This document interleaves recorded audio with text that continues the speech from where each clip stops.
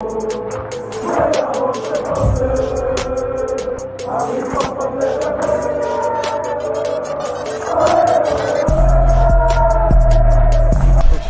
out to Kopish. Shout out to Kopish, guys. Keep all the good work the up. two legends, Emil Heskey, Howard Gill. Can't get much better than that, guys. Yeah. You know what to do now. Like, comment, subscribe. I'm with legends, guys. Kopish. Well, if you're this bad man, me a go turn on me rama. Rat-ta-ta-ta-ta, ta-ta-ta-ta. This man time El Shire, this man time El Shire. Rat-ta-ta-ta-ta, ta-ta-ta-ta. Yes, people, welcome to another Monday night show. Man like Matt is Drifty. You know what time it is, people. Make sure you smash that like button. Subscribe if you haven't already. And not only that, people, make sure after this or even during this show, you send your videos in for the viewers review for the Man United game. I'm sure a lot of you have got a lot to say, and I'm sure a lot of you are kind of pissed off, just like us. But yes, people. Last chance as well. Last chance because the viewers review is going out within the next 2 hours. So last chance to get those videos in if you want it. And big up to everyone who sent in their Man United review already as well. Big up to the people there. But yes, people, we're here. It's Monday. Unfortunately, I can't make it today. But you got myself and Drift. We are here. You know what I'm saying? And yeah, man, it's Monday night show where we have to talk about the events. And we've got a few things to talk about, people, today. You know what I'm saying? I know a lot of you are unhappy regarding the result about Man United, and we've got a lot of topics surrounding that. So, yeah, but Drift, welcome to the show, bro.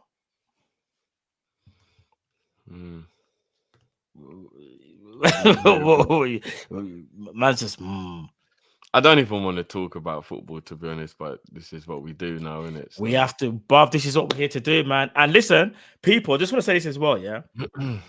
Remember, I'm hosting today, so some of the things I'm going to ask are not necessarily my direct thoughts. I'm just having to do the, you know what I'm saying, the bad cop thing. You get what I'm trying to say? So I'm just going to ask them awkward questions or them harsh questions. So let's get straight into it, Drift, yeah? Obviously, Liverpool didn't get the result that we wanted yesterday, drew against a lackluster Man United, a Man United team that didn't even look like they wanted to win other than just to get the draw. But maybe towards the end, thought they could get something out of it. Lo and behold, we came away with the draw. They got what they wanted, which was a point. I'm going to ask you that straight question that everyone kind of wants to either debunk or not debunk. Are we still in a title race, bro? Yeah. Are you sure? You didn't say that convincingly, you know? You went, yeah. That won't convince him, bro. Yeah, we are. I'm just annoyed, innit? I'm annoyed, and for so many reasons. I'm just annoyed, fam. I'm just annoyed. They're in-house arguing amongst all the Liverpool fan base. Some entitlement here, some justified here. I don't know, bro. I don't know. The reason I asked that question, yeah, is because obviously everyone was in their feelings, and rightly so. We all love the club, and obviously we're all attached to the club, and rightly so. But dropping points against a Man United team, you wouldn't really expect, even though some people did imagine that could happen, right? And I saw a lot of people saying things like, title's over, title's done. This is what happens when you don't play well for a certain amount of time. It's always going to come back to bite us in the arse, so to speak. And I agree with some of it, but I do think some of it was a little bit over the top, in my opinion, yeah? Now, let me ask you this, yeah? Liverpool's performances haven't been that great, probably for the last month, I would say, where we've had to kind of really kind of dig in, pause, and get them results, yeah? There was always going to come a point where we was going to become unstuck. Again, another pause.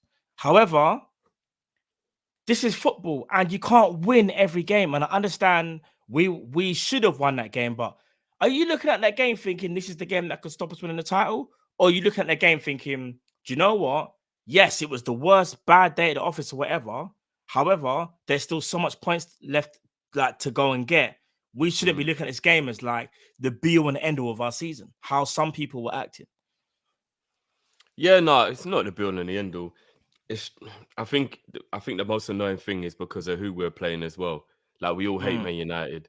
I think Man United being shit for a long time has made a lot of people forget who the true enemy is.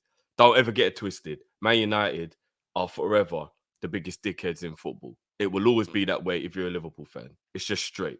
Fergie, all the things they did to us. Don't get caught up in like Gary Neville trying to pretend he's being unbiased and things like that. Like at the end of the day, when the rivalry really settles down, Man United are the biggest dickheads in the league. 100. Big at the chat as well.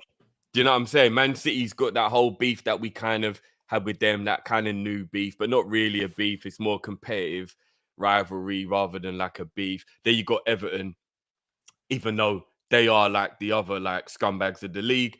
They've been dead for so long. They've never really felt like we've needed to be bothered about them. Do you know what I mean? Like they're the annoying little but there's like 5 of you and you're the oldest and that one's the youngest. It's like you're so far away from me. You just get out my room, innit? you know, Yeah, 100, bro. 100. Little brother, like, have you got my CD? Like, I'm gonna ask you one more time, I'm gonna bust your ass. Have you got my CD? Yeah, all right, yeah, I have. Who told you to take my CD? Like, they're that brother, innit? Like, and then you've got a couple of the rivals in the middle. Like, I hate Arsenal purely because I the fan base of how I've got so many brethrens and the banter that goes on. I don't really think there's a reason to hate Arsenal outside of the fans. I think they're a pretty well-run club. I think they're kind of classy when it comes to certain things and whatever. They carry themselves quite well, even though Arteta's a big-ass baby. But before Arteta, they carried themselves well, whatever. Yeah, Wenger was, Fan base and having, like you, I think you're like me. Like 75% of my friends are Arsenal fans, and the other 25 are Liverpool fans, with the odd Man United fans. Yeah. Do you get what I mean? Therefore, Arsenal winning anything means my phone will not stop blowing up, and fuck that, innit?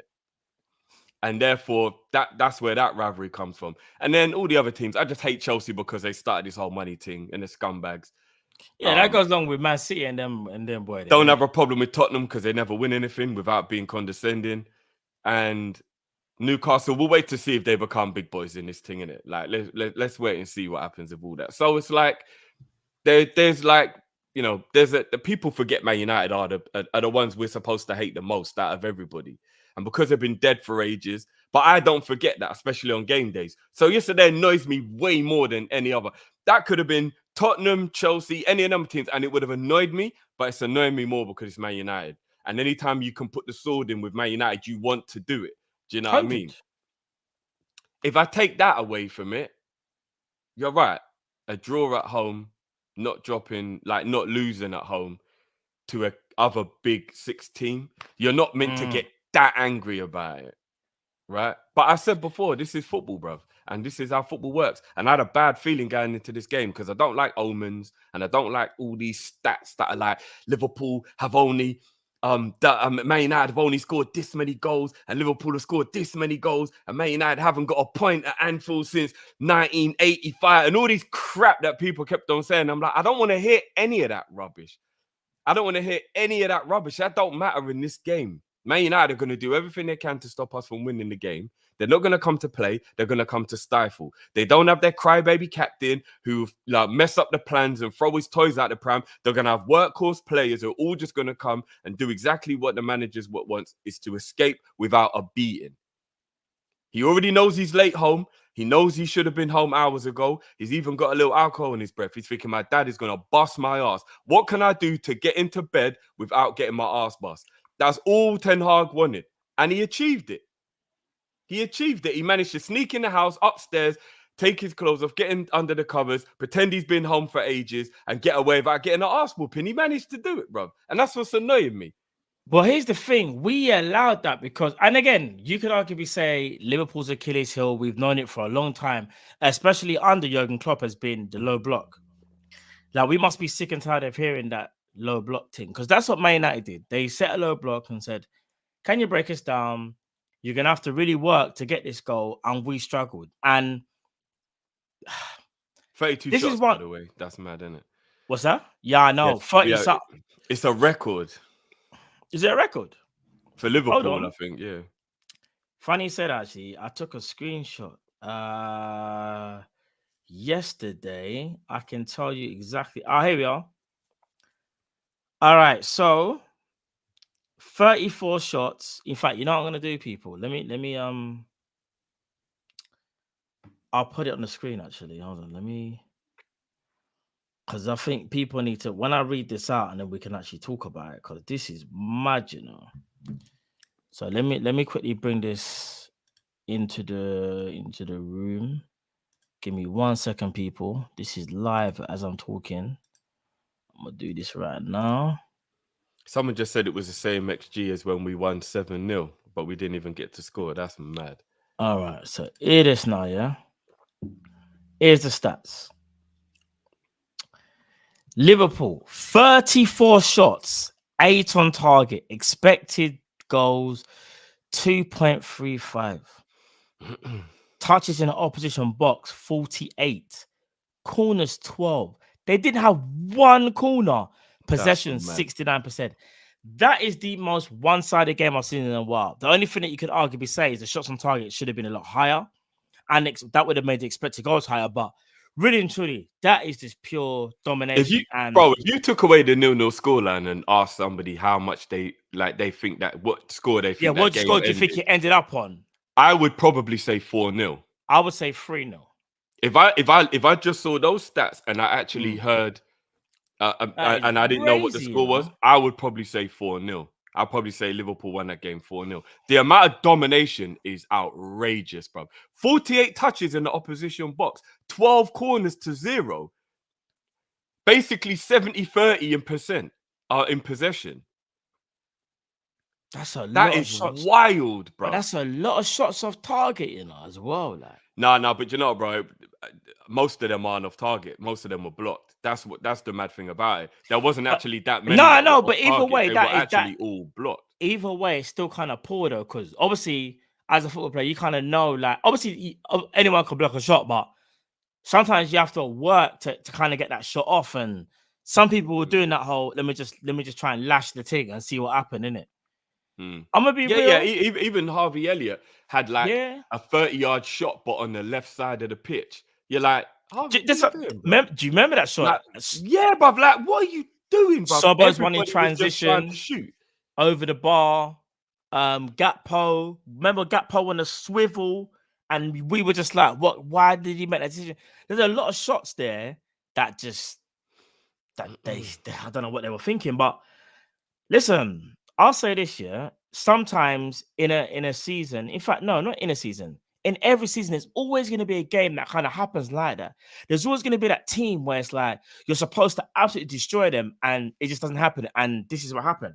I don't think we should sit here and be devastated. We should be disappointed. There's a difference. Disappointed we didn't pick up the 3 points. Devastation is more like, because we've drawn that game, we are out of that title race. I don't think we're out of a title race. Big up to the people, big up Jamrock and everybody else are saying they don't really want to talk about title race for January. And I understand that. But I can only go by what I'm seeing right now, and the table doesn't lie. And the table will obviously change in January. But as things stand right now, Liverpool, whether we like it or not, when I say like it or not, I'm talking about the pressure. We are in a title race. We're only 1 point behind the leader, who we do face on Saturday, and we're not on great form in terms of performances. However, we have found a knack this season knowing how to get the job done. And here's another thing as well. Arsenal obviously are a better team than Man United. Like, they're way ahead in their development. They are a classier team. They're a better footballing team. No one can deny that. However, one thing I do like to think is that Liverpool raised their game to teams that actually play football. Like, I'm not trying to say, because Arsenal play well, we're just going to match them and beat them. But what I'm saying is Liverpool have this weird thing of like the team that's on we let the opposition drag us down to their level. Almost. Yeah, bro. Yeah. Because even a Man City before, and you know what's so crazy as well? This is nothing we need to do as well. A lot of people are speaking about, this is the season where Man City are dropping points, and rightly so. But people are talking about Man City and just forgetting Arsenal. And this is what I don't like. It's like Arsenal just going through the back passage, pause, and just creep into the title. Like, bro, I have to keep it a buck. I don't like this whole, oh, Man City, bro, we got to capitalize, bro. It's about Arsenal right now. I don't care about Man City. Man City, yes, they are still in this thing, but right now the team above us are Arsenal. I'm not thinking about City right I've now. told you already. I will categorically tell everybody again. You can clip me if you want. People underestimating Arsenal so much to the point that all they're talking about is City. Man City Crazy. will not win the 2023-24 season. Clip me if you want. Man City will not win this title. This title is between Liverpool and Arsenal, with the slightest of Villa being able to do a Leicester. I think they will fall away, but the very slightest possibility of Villa doing a Leicester. But I think Man City will finish second or third. I can categorically tell you now, Man City are not winning the league. They're not good enough this season to win the league. They don't, like, I looked at their team. I think I said this to you doing a watch along, but obviously people are probably distracted. I understand that Kevin De Bruyne, John Stones, and Erling Haaland are all De Bruyne's back, by the way, in training. Okay. He back. All three of them are world-class players, without a shadow of a doubt. But 3 players missing shouldn't make me have this feeling. I looked at the starting lineup for the Crystal Palace game and I said, that team could never win a Premier League. That team could never win a Premier League. I never thought I would even say that about Man City just because they've got a few injuries. But with De Bruyne, Stones and Haaland in there, straight away you're like, what a team. But just those 3 missing, I looked at that team you know and I said, what? that team can't win a Premier League. I think it's Haaland. All right, so obviously, don't get me wrong, KDB and Stones are, listen, they're world class, like you said, yeah. But you see how, and here's the thing, I don't want to do this. Alvarez is a very, very good striker, in my opinion. Very, very good. Very, very good. In fact, I'd arguably say Alvarez is what, top 6 striker in the Prem. I'll probably say he's that good. However, he's not a bagsman. He's not a gunman. He's not as clinical as Haaland. And the difference is, yeah, when Haaland can occupy that whole back line, yeah, and you got an Alvarez who kind of tries to nip in and is good at set pieces and can get you a goal, is very different because Haaland opens up space for other people. Because they're so focused on Haaland, others are able to kind of roam and go and do what they need to do. I'm not trying to say Alvarez don't get that same type of treatment. They know he's good, but they don't double up on him, so to speak. They're not going to think, oh my days, we have to stop him at all costs. It's so different. Our teams can now kind of sit back and go, all right, then try and break us down. They're not too worried. Well, they're worried, but like they're not as worried as if a Haaland was there. Because Haaland is literally a battering ram. Haaland can occupy that whole back line by himself. And even if you do a low block, Haaland can take out 2 defenders if he wants to. With his sheer pace and power, just push the back line back even further, and that allows space in the middle. That's what they are missing, in my opinion. I understand KDB is missing. Remember, for me, when they've shown they can, and Haaland was playing, they still lost. But for me, Man City has shown me that they can win a lot of games without KDB. Even the John Stones thing, yeah, even that to a degree.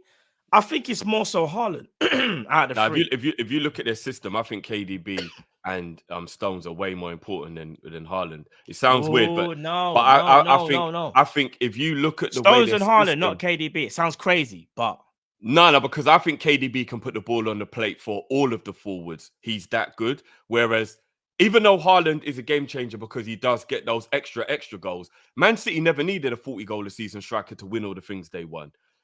They had an amount of players who used to share the goals out, so to speak. But they don't have that right now. No, but what I'm saying is if Kevin De Bruyne was putting the ball... No, but if Kevin De Bruyne was putting the ball on the plate, you'd probably see Bernardo Silva start getting into double figures. You'd probably see Grealish start getting into double figures. Because if he doesn't have Haaland, he'll start to focus on other players. You'd probably see, you know what I mean? Like there'd be other players in the team that he'd probably be putting the ball on the plate and they'll start chipping in and they'll start getting like 9, 10, 11 goals each. But rather than it being Haaland just getting all the goals all the time. But Stones, in that system that they play, where the centre-back, you know, comes forward into midfield, and then De Bruyne with the creativity, Haaland is a big miss when he's not playing. But I think Stones and De Bruyne, to the system, to the way that Guardiola played that won him the treble, is more important. And like just quickly, because I don't want to keep going too back. Troy saying, Drift, that's not fair because if any team loses 3 world-class players, they will look different. That's a fact. I totally understand that. But I'm talking about a Man City team that I used to look at, and even if 2 or 3 of their world-class players are out, you still looked at the player coming in and you were like, oh, it doesn't matter.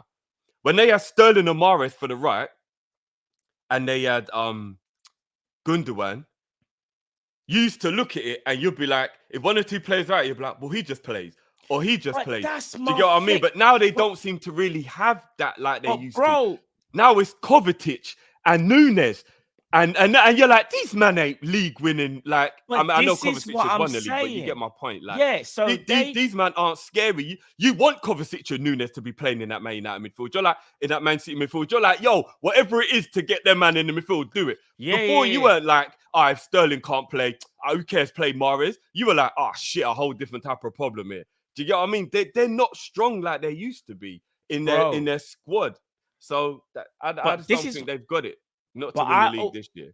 But I think it's the squad makeup. So in terms of like, they've lost 2, in fact, for me, 2 key players, Mahrez, Gundogan, that became match winners, especially last season and the season before.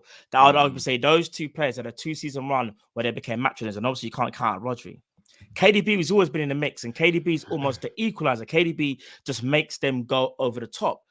But here's the thing. He is getting older as well. He's getting older. But when you took out KDB, yeah, no, I agree. But when you take out KDB, they still had a Mahrez and a Gundogan that can still get goals, yeah? And obviously Haaland was creative. Yeah, and Haaland was there. Because Mahrez is creative. And Haaland was there last season to take them over the top, right? But now you take out Mahrez and Gundogan and KDB, bruv, it's Haaland. I'll tell you why. KDB has always been in and out for the last couple of seasons with his injuries. So you take up Mahrez and Gundogan. You replace them with, like you said, Kovacic and Matthias Nunes. Yeah? Brother, the reliance on Haaland is mad. Because, like I said, as good as Alvarez is, for me, they need a 95% fit Haaland to do what they need to do this season. And that's, for me, he's the difference maker. Does that go down in history as the worst summer transfer window for a team who's just won the league? No, I wouldn't say. No, it's got to be right up there. Too early, It's got to be right up there. Like, no, do you know why? Top 3 I think worst ever summers for a team who's just won the league. Kovacic and Matthias Nunes. Yeah, bruv, what are we doing? They like, come on, man, what are we doing? Gavardio is a very good signing for them, in my opinion. That's different. That's from a defensive point of view. But all I'm saying is this, bro. Like you said, they're not the same team. There's an over-reliance on Haaland. The midfield ain't the same. When Haaland ain't playing, they can create, but they don't have a bagsman. And if you don't have a bagsman as much as you create, you're going to be in problems unless you match winning midfielders. You know? I think Alvarez could be a bagsman if it was De Bruyne who was playing and setting him up. And if Mahrez was still there being creative as well. I think Alvarez probably could get you 20 goals. But we can't but what I'm saying is, we don't have that. So we can do what ifs, but I'm only going what is. And what is this year. As good as Alvarez is, as things stand right now, he's good, but he's not Haaland. And the midfield that used to be great last season ain't the same midfield.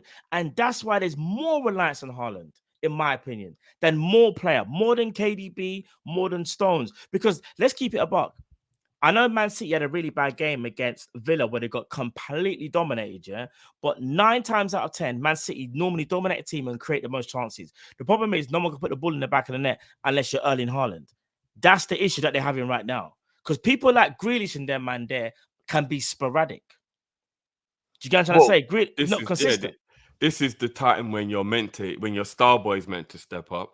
Because again, talent-wise, he's super talented. He's probably the most talented Englishman in the last decade. But in terms of his actual output, no, Foden. Oh, I was like, what? But in terms of his output, what on Bellingham? No, I still think Foden is right. Like Foden, talent-wise, bro, Foden's talent is undeniable. But what Bellingham could talk to him. What he's actually doing in the games, though, so that's a top 3 selected there. But I know what you're saying. He's different in the conversation. I think he's better than both of those 2 natural talent. But fair enough, like take your pick in it. But I think natural talent is better. But what he's actually producing, those 2 are like shitting on him. That's what the difference is. Like in actually what they're producing, the other 2 are shitting on him. Foden is falling by the wayside in terms of that like promise that's not being fulfilled. Like He's just That's a bit not harsh. Let me check he's not now. becoming that guy we all thought he was supposed to be and what his talent is meant to be. Like this kid is super talented, you know, and his No, outcomes. Foden is mad talented. I've always said that though. But let me I say, don't know. I got- think he's falling by the wayside in terms of his talent and what he's actually doing with his talent. Because when De Bruyne's not there, he's supposed to be the one stepping up and taking games by the scruff of the neck and all that. And he's like 23, 24 now. He's not even young anymore. But Foden is. I'm looking at it now. Yeah, for Foden is 23. Yeah, and this season he's got 7 goals, but only 4 in the Prem. But you have to remember, 4 in 16. You have to remember, he'll always play out wide. He plays in midfield. Like they do, like move his position around a lot. Like last season, he got 15. Season before that, he got 14. Season before that, he got 16. So he's kind of on par to get another 15 all competitions kind of thing again. So he's doing. No, but we're not just talking about stats. We're talking about if you watch the game, his contribution is quite minimal. Like, forget about stats because stats can be misleading. We just saw the main. No, Foden's always involved, bro. Nah, he's not, bro. You're not watching Man City. He is. Nah, he's on the periphery all the time, bro. He's not. What? Nah, bro. Foden is not. He'll have like 1 or 2 games that'll be brilliant. Then he'll have like 3 or 4 games where he does fuck all, bro. Then he'll have 2 or 3 games where he's good involved, again. bro. He's so all over the place. And no, he's not, bro. Nah, he is, bro. He is. You're not watching Man City enough. I'm not. You're not watching Man City enough. He's very sporadic with his people. Put a 1 in the chat if you think Foden is involved, or put a 2 in the chat if you think he's not involved. That's how we're gonna end this debate. He's not consistent in the slightest. I think Foden is always involved, but just that he might not be as clinical. No, it's not even just about goals. He's not. Put consistent. 1 in the chat if you think he's involved. 2 in the chat if he's not involved. That's not consistent. 2-2-1, 2-2-1. Right, man, put triple 2s. Did you? Is 2 not or is 2 yes? I don't 2, know. No, 2 is not. So right now they're saying they agree with you. They're saying he's not. They're saying he's not. Someone put a 1.5. They're saying they're with you. Apparently, they're saying Foden is not involved. He's not consistent, bro. He's not consistent at all. Rotted. I think Foden is. The difference is, yeah. This is. Foden's not an output merchant. This is what I'm saying. Because if you watch Man City, yeah, the game goes through Rodri in the first phase, yeah. Then the next phase, I think it goes through Foden. That's just how when I watch Man City, especially this season, and I've been watching them a lot more because I thought, they're the team that we have to kind of see, like, be worried about. In my opinion, Foden is important to them. He's just not clinical. Like, I don't know, man. I think the difference between being involved and not being consistent, because you can be involved, but if you're not consistent, then. Do you know what I mean? Yeah, that's what I'm saying. He's not consistent. That's 2 different arguments, I guess, isn't it? Because you can be involved in a game, but then if you're not consistent with what you're doing, it doesn't matter if you're involved because you're not really affecting the play, are you? If you're... That's what I'm saying. Like, his player ends will be like 5, 5.5, 5, 5.5, 8, 10, 5, 6, 5.5, 10, 8, 5.5. Like that. Like, he's not consistent, but he's all over the place in terms of. A man said Palmer is clear. You're doing too much, bro. Nah, that's too. Man's doing too much, bro. Although that's got to be one of Man City's big regrets to sell Palmer. I know they had to. And apparently it wasn't about money because apparently they made their biggest ever profit. But like, why would you sell Palmer to a rival? I don't get it. But Man City are weird like that, though. They'll sell to everybody but us. You do realize that, right? Everybody why would you buy Nunes or Kovacic and sell Palmer? In what world are either of those 2 players better than Palmer? Someone said Palmer's a penalty merchant. I kind of agree with that still. No. If you watch Chelsea, he's actually been a massive breath. But he's good. But Chelsea are trash, and just because he's the best out of the trash, that don't make him great. No, but that means that if he can step up in a team that's not playing well, if he had a team playing well around him, then he'd probably be just as good, if not better. No, what I'm saying is I rate Cole Palmer, but I'm not sitting there saying Cole Palmer's better than. Didn't he get 2 like brilliant goals for them just before he left? No, he's not better than Foden. He's not better than Foden. But that's the only thing I'm saying. Like, he's good. He's an up and coming talent. Cole Palmer, he's a problem. GT just made a good point. Man City would sell us Phillips. Bro, I was gonna say something that we would have got cancelled. You know? Let me put it in the private chat so you know what I was about to say. They would sell us, Phillips and this. I don't know if I can even say this on stream, bro. And it's not even like a bad word. Check the chat. Yeah, they would. Am I lying? They would do that, innit? Yeah. They would. Resident Evil settings. Hey, bro, what's going on? Everybody's sick. But Pizzagate. yeah. Oh no, was it Lasagna Gate? It was Lasagna Gate, innit? Arsenal actually gave Tottenham food poisoning for top 4. That's fucking That madness, is a madness, you know. Like, how did that go under the red? That's some Heisenberg thing, bro. How did that go under the radar, bro? Them man there were giving out COVID before it was fashionable, bro. That's some World War Just Z for stuff, top man. 4. Arsenal's unethical. Madness, innit? This is what this is. Hey, what companies do. if you give man a virus to get top 4, you're unethical, bro.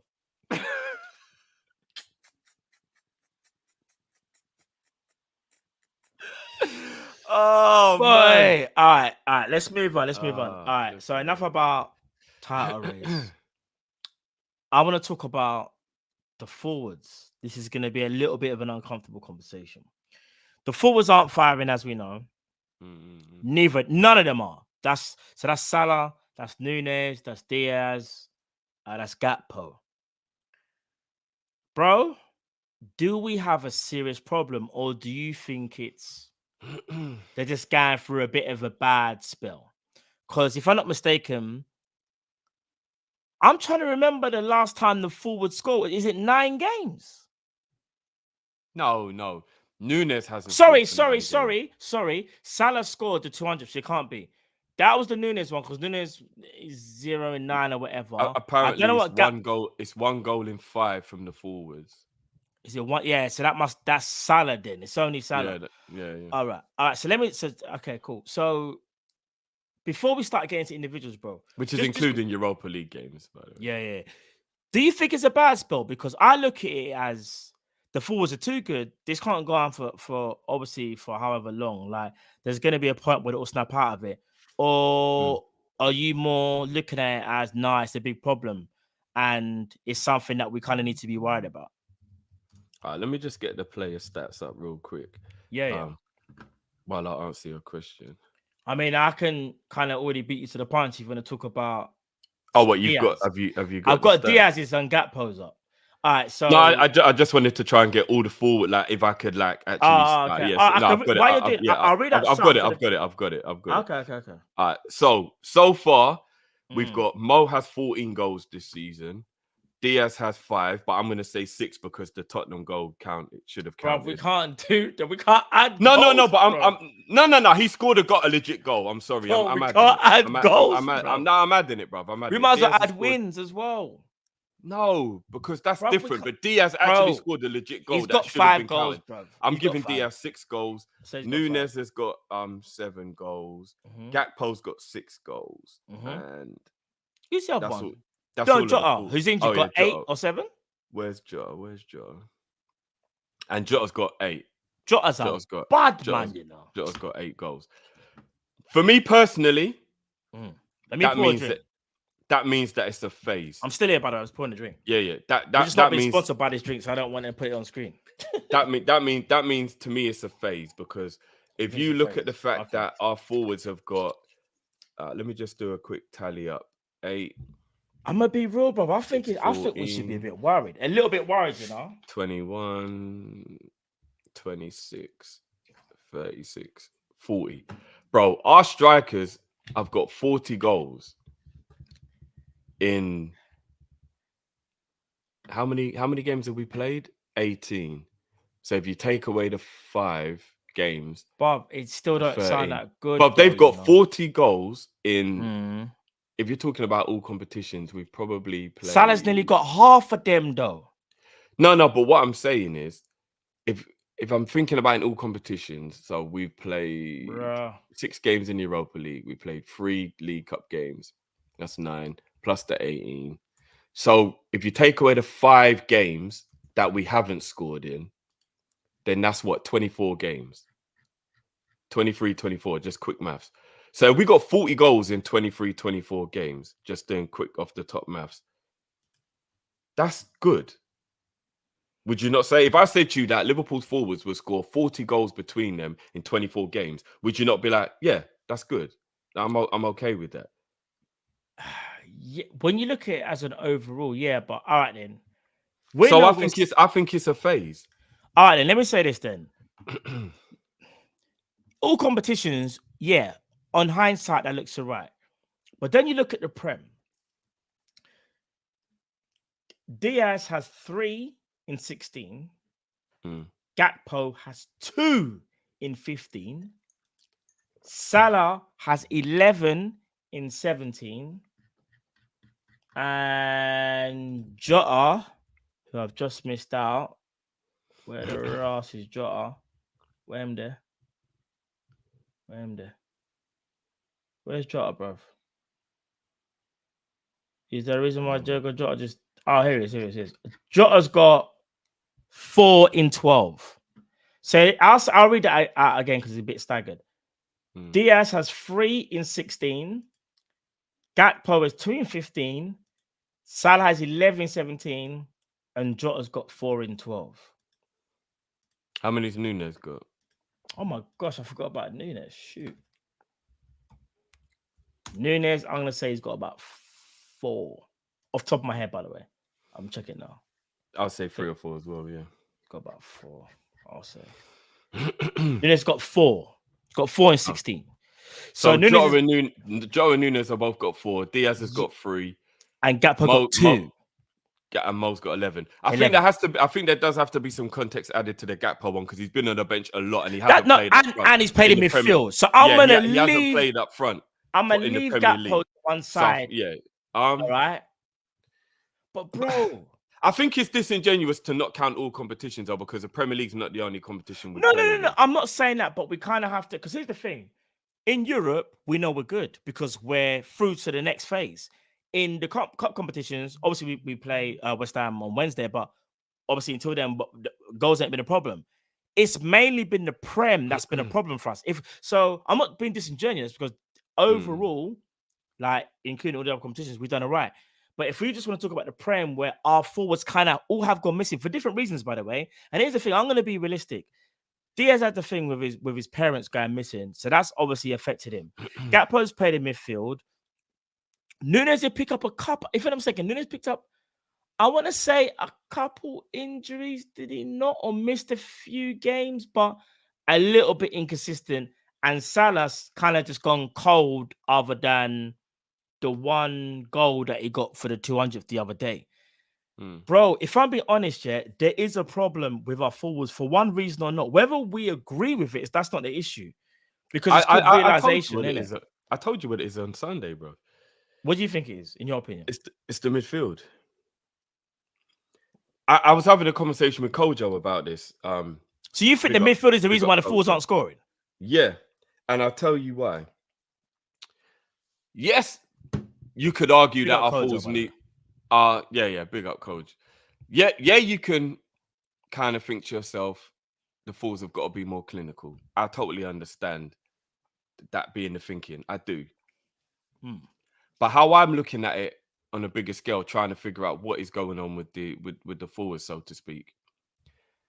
The midfield has been very disjointed and the creativity has really started to wane, in my opinion, from the midfield. And I think Trent is probably the only one who's continued to be creative. But again, technically, he's a right back and then he inverts. I was on this feeling, but you're doing too much. You're doing too much. We're going to speak about I'm not going to go too deep into that. Yeah, you're going to... No, I can't want to start. But the point I'm trying to make is, I do believe that the midfield being disjointed means our forwards are maybe getting 2 or 3 chances a game where you would be like, you should have scored that kind of thing, right?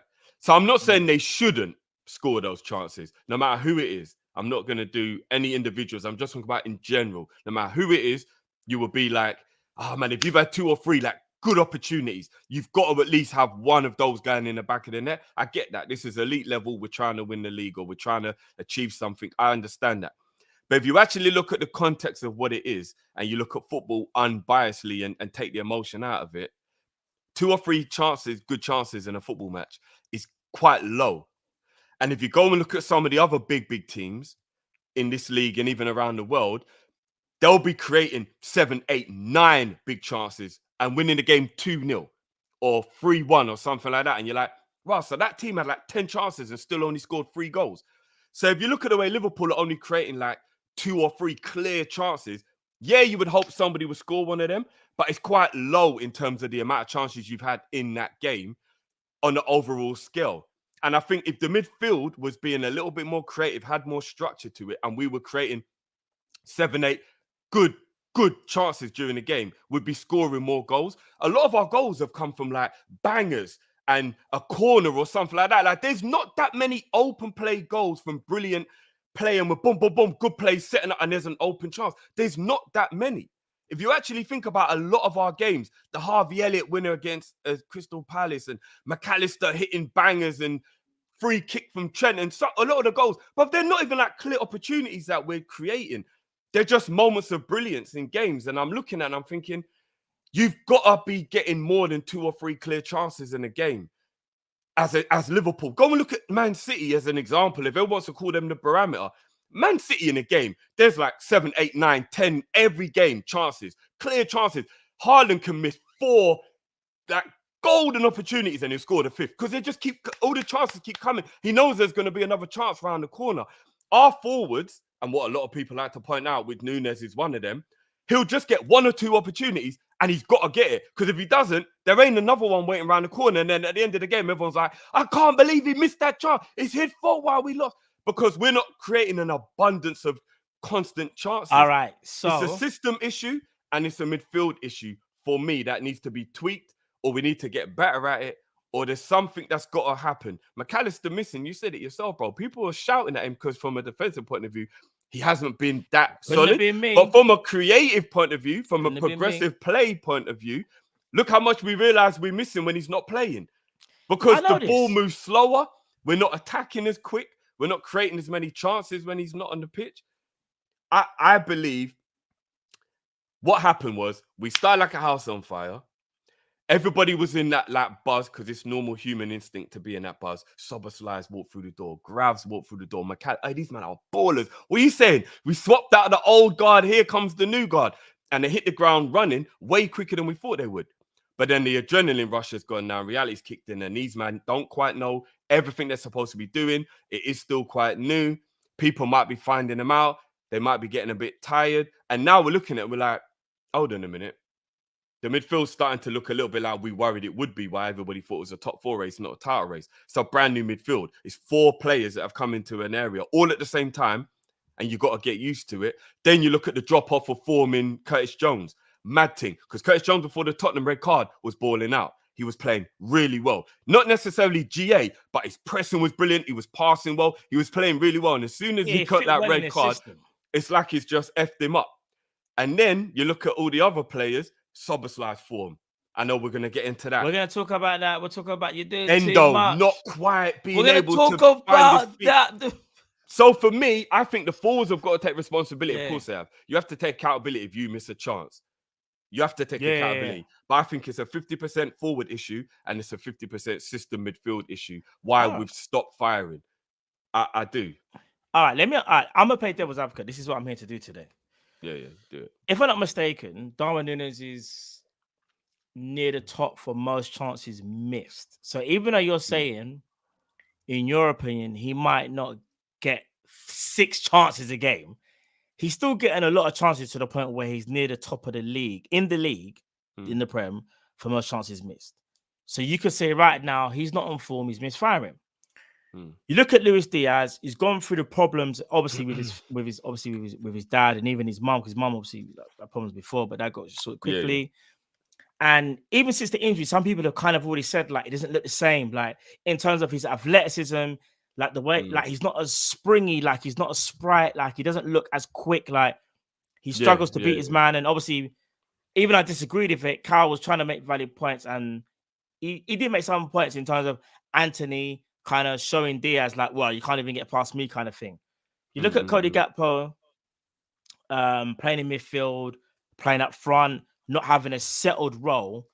Salah, obviously, is always the guy that you always look to, the talisman who normally scores, but again, he's kind of gone off the boil and does look like his I game think, which has. I do think has something to do with age. I think Yeah, people no, can't that's it, underestimate. Being 32 no, means that your bro, consistency is going yeah, to drop. It you know what I'm is. gonna say. You know what I'm saying. Mm. So his game has changed, and he's probably more. Salah, I think, just wants to be more central. I shouldn't need to create everything, but Salah tries to do everything. And then obviously you got Jota, who's injured. Now I understand that, like, yes, from a system point of view, like we're not creating as much chances as we should, because if you look at it, it's only really probably for the last month or so, Trent is our main creator, and everything goes through Trent. If it's not Trent who's creating the chances, however, I still look at these isolated incidents where I look at Nunes and go, bro, we should have scored that. You got to score that. You got to do better. I look at Diaz and go, you can't beat your man, bro. What's happened? When you first came into the league, you used to just tear these defenders one-on-one. It wasn't even a thing, but he can't seem to do it as much. But maybe, again, he's got to pick up from injury.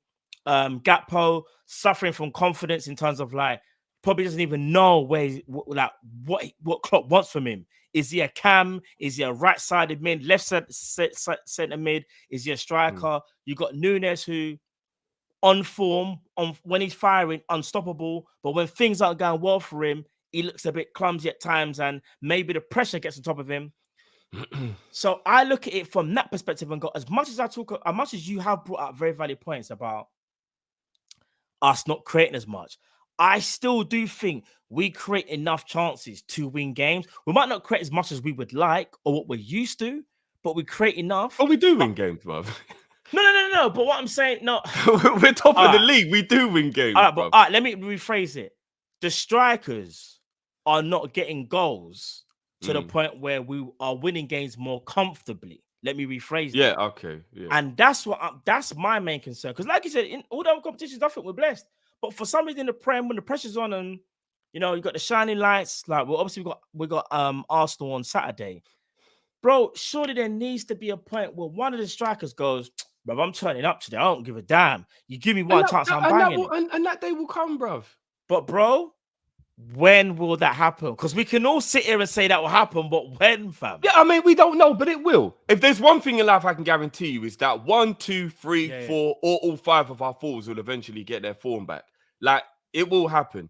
And the main reason, again, why I think it is also a system/midfield issue, bro, is I'll point out 3 players to you whose form is absolutely in the mud right now. You're going to mess up the show again, aren't you? I know you're going to Diaz? No, I'm not. Diaz, Nunes, Szobo, their form is in the mud. Now, when I mean it's in the mud, I mean it's in the mud. Bro, go and check out what those players do when they play for their country.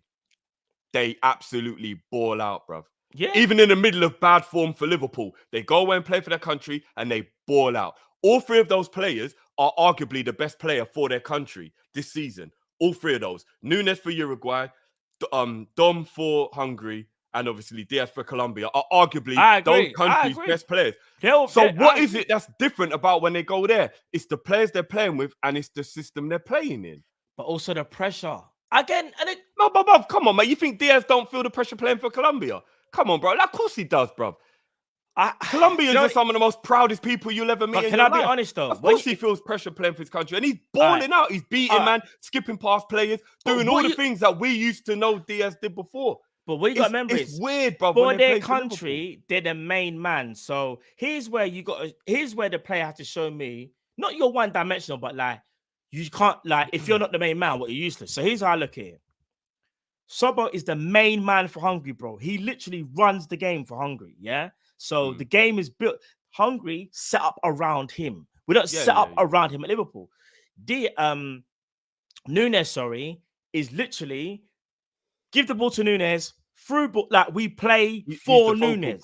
He's the focal point. For Diaz is the main guy. Bro, Diaz plays up front for Colombia, bro. He don't play on the wing. He literally plays up front. Yeah, he's the main guy. So Diaz starts centrally, go left, go right. He's all has to. But you have to remember, though, for Liverpool, they understand their roles. And as good as you are for your country, that's all well and good. But for Liverpool, you also need to be good at your club role. You can't just be good at one role. So it's like, okay, because you're good for your country, like no, of course. But I'm trying to say that's why I think it's the midfield and the tactics why they're not quite looking good for Liverpool. Okay, because he's clearly not the player. That's what I'm saying. When you see these men playing for their countries, they're balling out. So that's what I'm saying. So it has to be the midfield and the system. why they're not playing well for Liverpool. Do you get what I mean? It's not the individual. They're let's good segue. players, bro. Let's segue. We might as well get out of it. I mean, come on. Let's talk about The way Szoboszlai is looking right now, is that the segue you're going for? Yeah. Yeah, 100. The way Szoboszlai is playing right now for Liverpool looks like he doesn't even know how to play football. The man is looking like a dad in the back garden with his kids, and he's only playing because the kid likes football. He don't even know what football is. That's how bad Szoboszlai has looked recently, right? But this man is a top baller. No. He's borderline world class in terms of his overall talent or whatever. But look how bad he's playing, bro. It's not making any sense to me, bro. What we need to do... I was going to say this, but I wasn't going to say it while you're right here, bro. I didn't say that. Someone else said. I did not say that, as you can see. I mean, is that what we're going to do? We're going to take shots at our ex... I'm just winding Is that what we're going to do? What I will say, though, just quickly, all jokes aside, he's doing the Hendo role in terms of he's going out wide and almost like filling a space to allow Trent to go inverted. So he's going out wide and he's having to do it the most on the right-hand side flank. He's doing chalk on the touchline, bro. I don't want to see that. Yeah, but that doesn't excuse you can't make a 5-yard pass. No. There was a moment in the game yesterday. No, but bro, I don't know if you remember this. But yeah? it's harm. There was a moment in the game where we had to make a 3-yard pass to Mo. I know what you're talking about. And he overhit the pass. And Mo, it took the whole momentum of the move out because Mo had to chase after the ball. And you're looking there, you're like, Dom, what is going on, bro? What is actually going on? Do you think them kind of things like... I think he's been a bit rinsed, if I'm being honest. Like, I know you shouldn't have burnt it after 60 Can you truly be rinsed at 22 years old halfway through the season? Well, he plays every game for Hungary. He played every game for Liverpool. We don't really rest him other than literally the last 2 Europa League games where he didn't start. Bro, remember we used to keep saying, like, bro, Szobo plays every game. Like, Klopp don't want to rest him. No, I hear that. And you know what it is? His work rate is crazy. If there's one thing I will always say, his work rate is the highest out of all the midfielders that we have. It's almost to his own detriment. He does too much. Because in the system, he's asked to do too much, bro.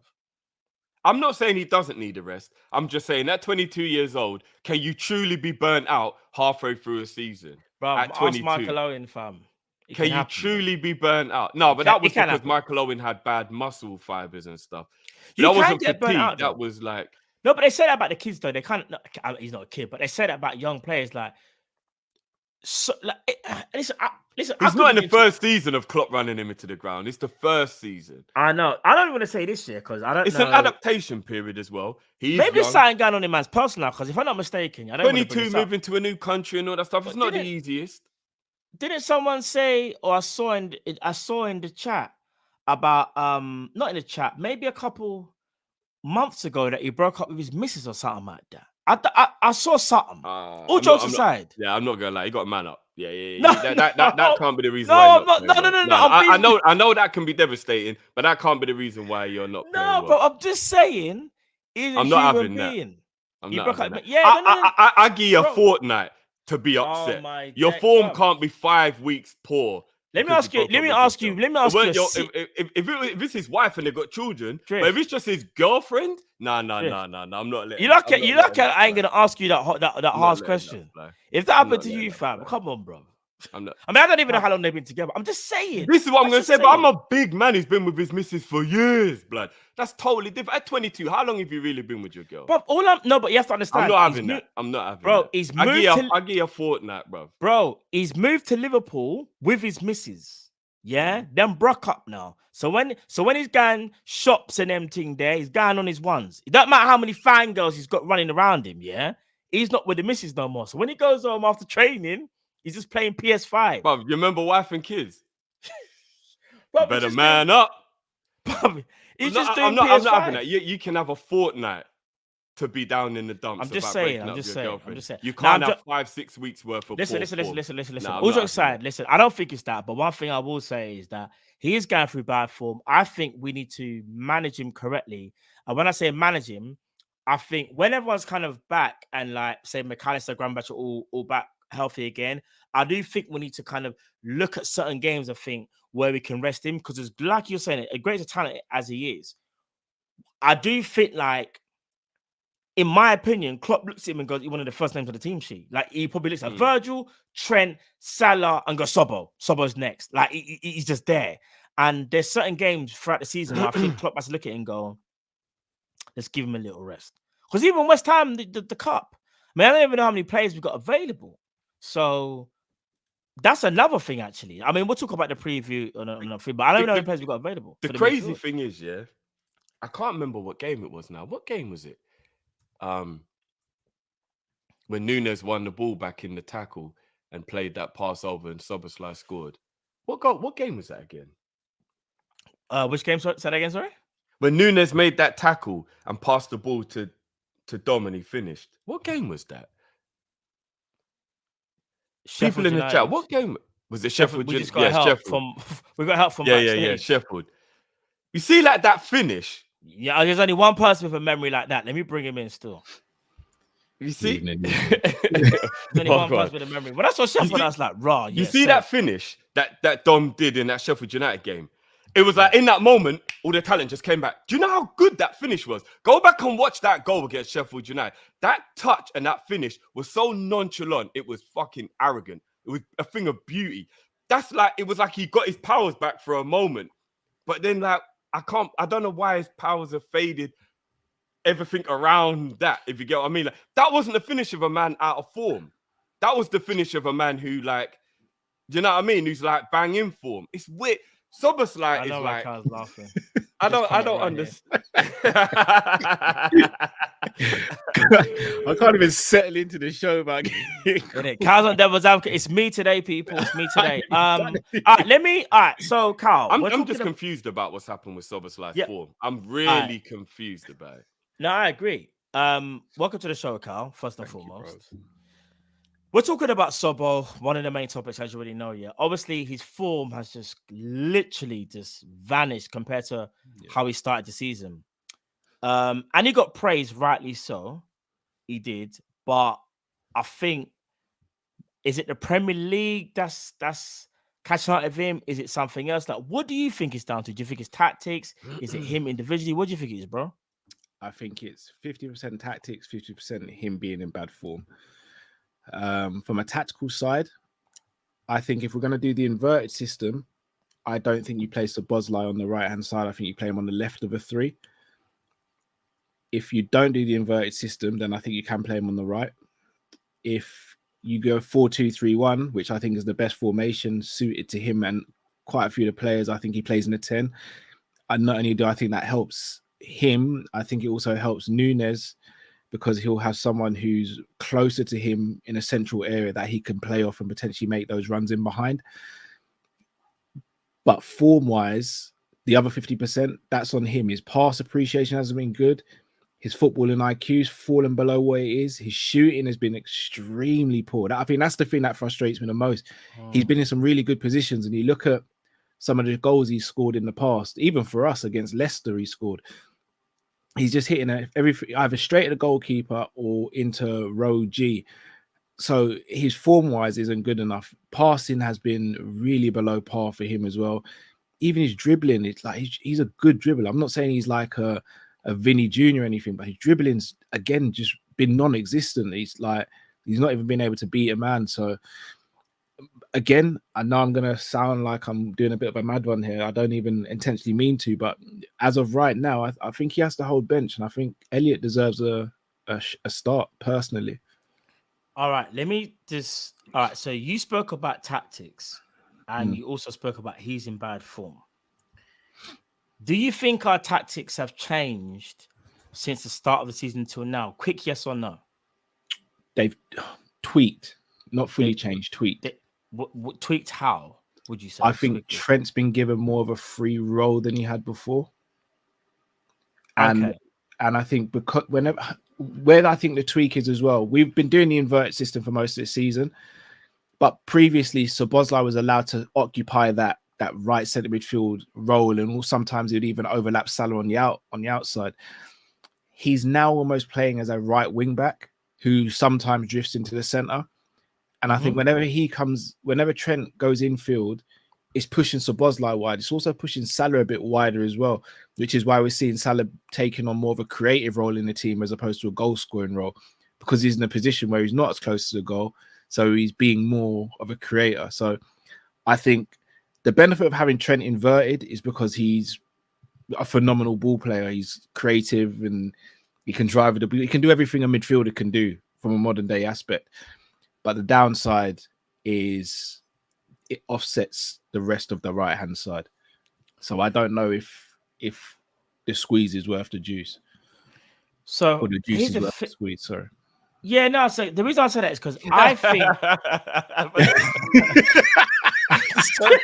look at it, man. How much did I just get? Did I be squeezing this orange for about You're an idiot, bro. I'm really trying to say. I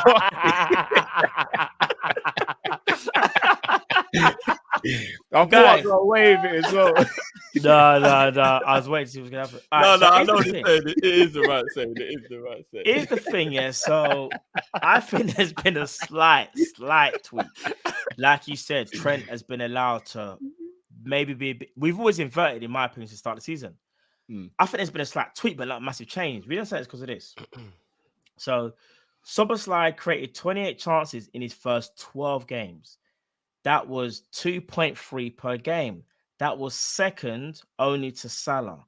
Since then, he's created just 4 in his last 5, which is 0.8. Yeah, 4 is that in the Prem or is that all teams? Or this is in the Prem. No, but is it all teams or just Liverpool? No, this is for Liverpool. This is Liverpool, not all teams. This is Liverpool. Okay.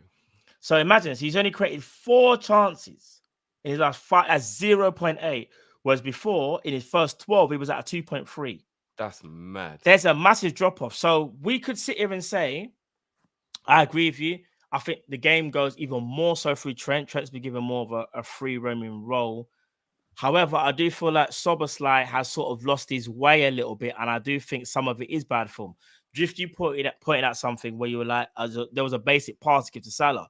That has nothing to do with tactics. That's to do with him not playing well and just being really out of form. So, me personally, I think he'll snap out of it. I do think, obviously, he'll get over it. But my worry is, and let me ask you both this. I'll start with you, Drift.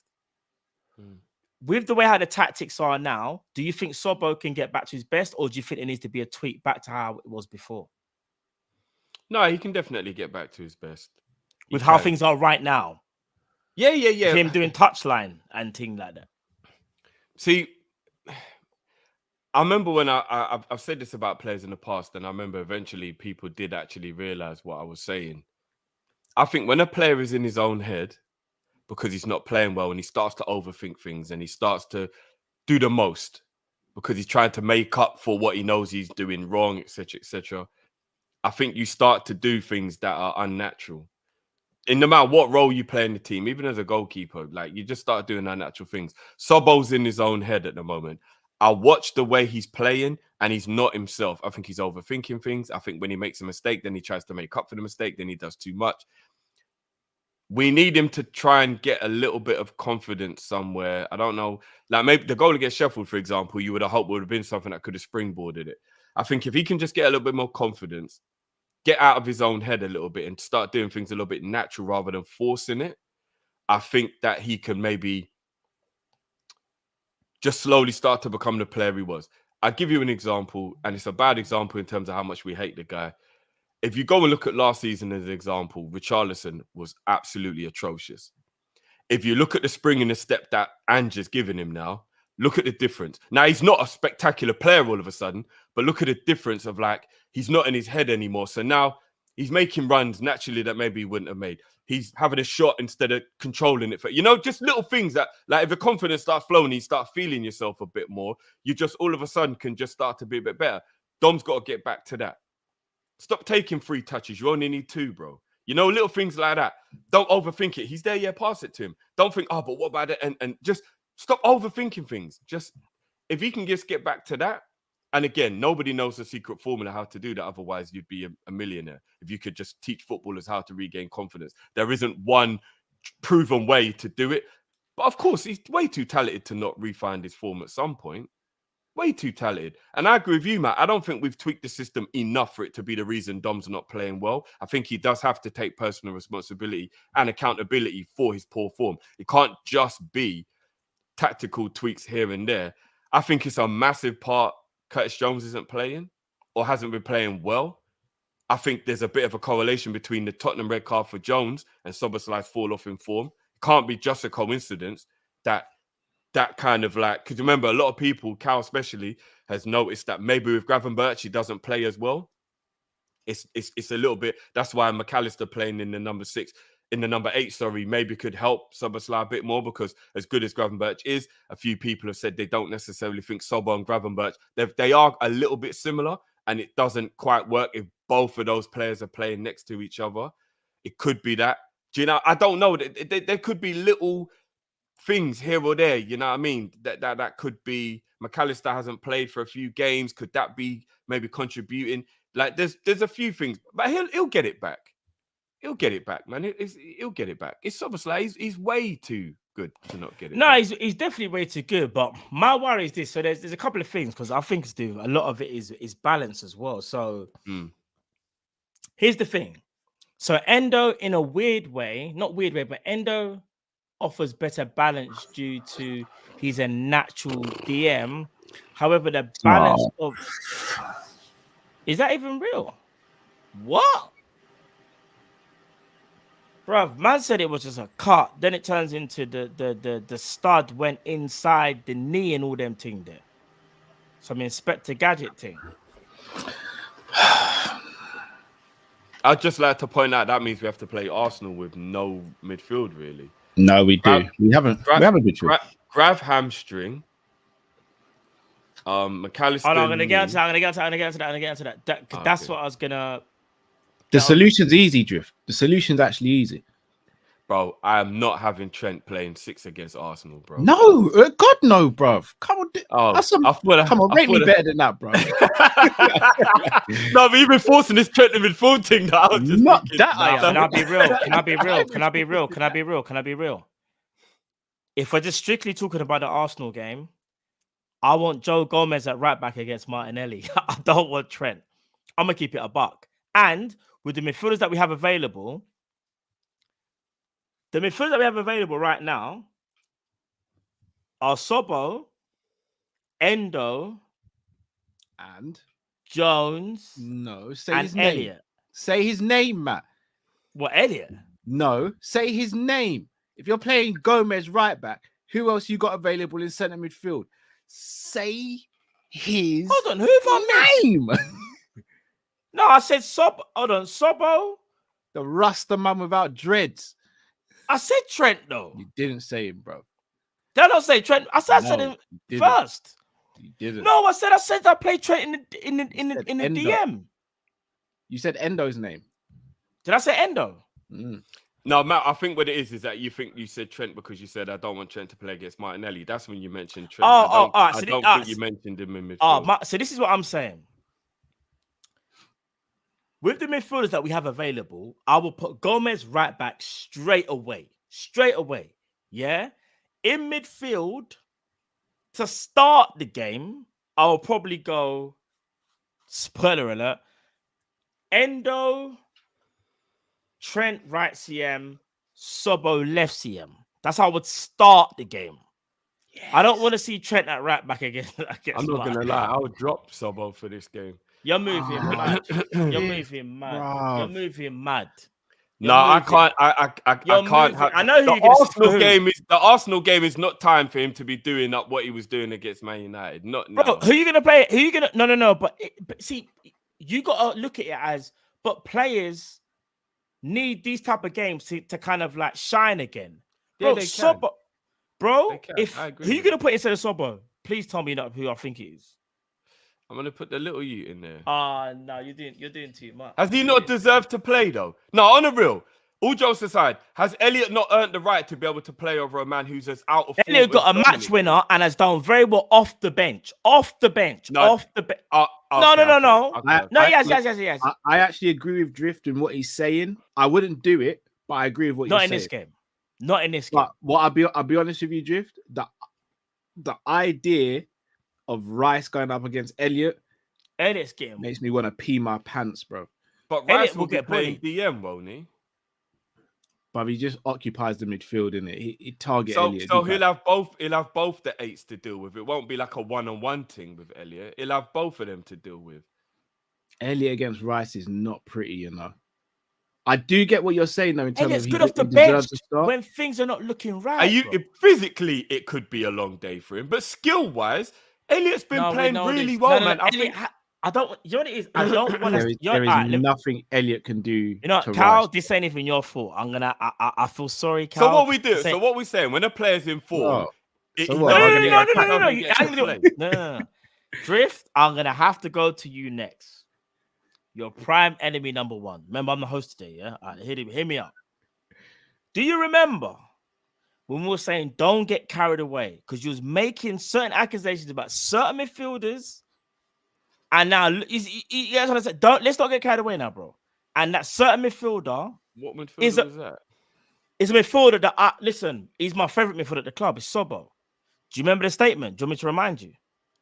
Yeah, I still believe that statement. Poor form doesn't change how I He's, feel. he's better than Bellingham, yeah. He's better than Bellingham. No, I said I'd have preferred him at Liverpool because he's more You versatile. see what Bellingham's still doing? Bellingham's still doing what he's doing, but Sobo's Yeah, but I think Szoboszlai's more versatile, so I said I'd prefer him at Liverpool. who's doing better, bro? It's just a simple question. Who's Yeah, doing better? Bellingham's playing better at the moment, but I'm But not. this is what I I'm want to not say. Let's not get flip-floppy like carried that. I don't away, look at- and I don't want to do the same thing about Harvey. Harvey's No, but done Harvey's well been off playing the well bench. all season, bruv. Yeah, But he's but done at well what off the point do you give him a bench. chance, bruv? So in your opinion, Harvey should just be a bench player for the whole season then? No, what I'm saying is, in my honest opinion, I don't think Harvey's done enough to where we sit there and go, he has to start. Do you get what I mean? It's hard to. But it's not just about what he's done. It's about how stinky Szobo's been. So it's a I- combination of both. Bro, Szoboszlai has been terrible for about a month. But do you know what? You're so crazy though. It's the Arsenal title Remember, I said I race would game. start Szobo. Remember, because what Szobo offers is all right. So, if we're gonna gauge what Klopp's gonna do, he's probably gonna do Szobo on the right, and he's probably gonna put Trent at right back here. One thing I know that I can count on Szobo to is defensive nous is better than Harvey. He's stronger in attack. In attack, and he's more, arguably say, more tenacious. He'll get back quicker, can cover more ground. Remember, this is to start the game. This is no shade on Harvey. This is more me thinking, if we can start the game and Szobo's able to play well, cool. But if he doesn't, then you bring on Harvey. Because remember, this is one of the biggest games of our season. And it is a massive judgment call, in my opinion. I'm not saying you're wrong, by the way, because like you said, like we shouldn't argue about opinions, but I just think to start Harvey in Arsenal. Now, listen to this midfielder I'm going to say to you that you're thinking of starting. So I'm guessing you would start Endo, Harvey, and who would be the other midfielder for you? Trent. Don't that scream a little lightweight? And I'm not saying Arsenal are like There's not some a lot of strength monsters, in there, yes, but but there's technical ability in there. So But even what about covering ground? Remember, we are a counter-pressing team and we press, bro. So you need runners. Out of all those players, Endo can't even. Let me not do that. Endo is a little bit wanting when it Leave him comes to alone, pace. Comes to pace. Then you said Harvey Elliott. Again, we've always said could be a bit quicker. And the other person you said was who's the other person? Trent. Bro, that's lacking athleticism in that midfield because you need to kind of swarm Arsenal. No, you don't think so? It won't be as athletic as Arsenal, but I wouldn't call it lacking athleticism. It's lacking. I think I that's think a it's bit lacking, too far. bro. It's lacking. I think Elliot and Trent do a lot of good running and Elliot's not athletic. But they're not athletic. They can get back. But He's what I mean not is they don't have fast, that athleticism. but I think he is athletic. He's just not fast. I think there's He's a not difference athletic. between being He's got athletic. great Right, let me engine ask on you him this. and great Let me ask- effort. He's not Yeah, athletic. if he's got a great engine on him, then he's athletic, bro. If he could constantly keep running all the time, then he's Let me athletic. say this. Let me You say mean more like pace and power when you say athletic, then? Because No, No, I'm so- talking about knowing when to spring, knowing when to jog it out, when it like having that athletic. but that's like know-how. No, more but than that's still athleticism. athleticism as well. Because my body can say, "Cal, run for that bus," but my hamstrings might go, "Bro, walk for that bus." Like, But Elliot does do a lot of running and pressing when he But plays. because all right, who do you think will be better pressing? Let's say Declan Rice has got the ball. We need to press their DM. Would you rather Harvey Elliott or Szoboszlai to cover that space In his current form, Elliot. No, I don't think Szobo's form been has doing nothing to do anything with. See, well, in bro. pressing, in my opinion, pressing is more about. It's as simple as can you press that person, cover that space in the fastest time possible, When was the last regardless time of. Szoboszlai did good pressing? No, bro. Hear Like, what I'm saying. Hear what I'm saying. he's been poor for a little while. No. Now, Forget bro. about the passing or that. Remember what I've always said, bro. I've been very, very consistent about our transitions. Can you imagine if a move breaks down and you've got those three midfielders trying to get back into transition? We are finished, bro. Yeah, fair enough. I understand what you're saying about that.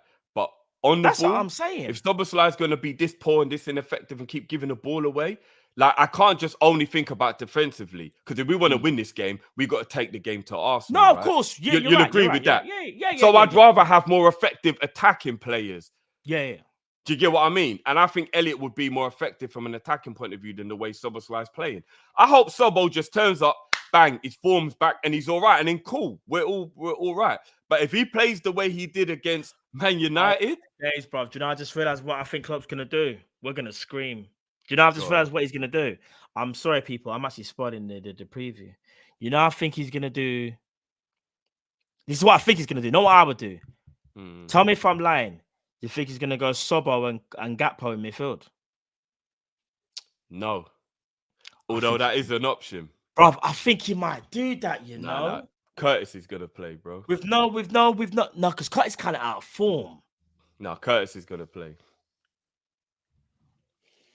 He's gonna play Curtis, bro.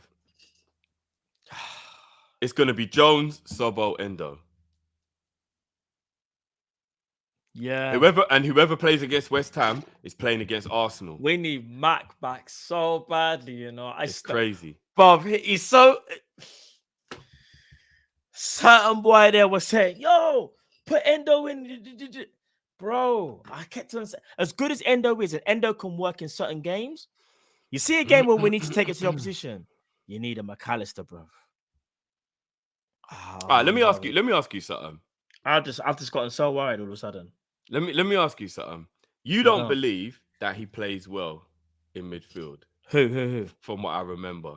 Who? The person I'm going to ask you about. Oh. But if we're just talking about talent,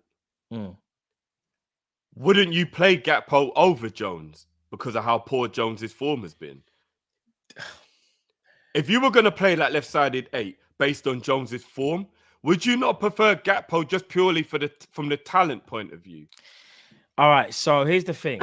When we started the season, Jones looked like he understood the role, what it was asked to do. And this is, in a weird way, got the best out of Szobo. Hear me out now. McAllister was a destroyer, but same time playmaker. More of a playmaker than destroyer. Jones was the possession holder. Keep hold of the ball, keep things ticking over. Szobo was more the maverick, the runner off the ball. I can get the ball and drive. Jones goes out of form, bringing Gravenberch. Gravenberch doesn't play. Even though Gravenberch keeps hold of the ball, Gravenberch is a little bit more maverick-like than Jones. It'll take more risk. Jones is more possession-based, keep things simple. Szoboszlai then has to alter his game because Gravenberch is there. Can't have two people trying to do too much. That's why I would say right now, McAllister was so important, and Jones, when he was on form, was so important because Jones understood his role.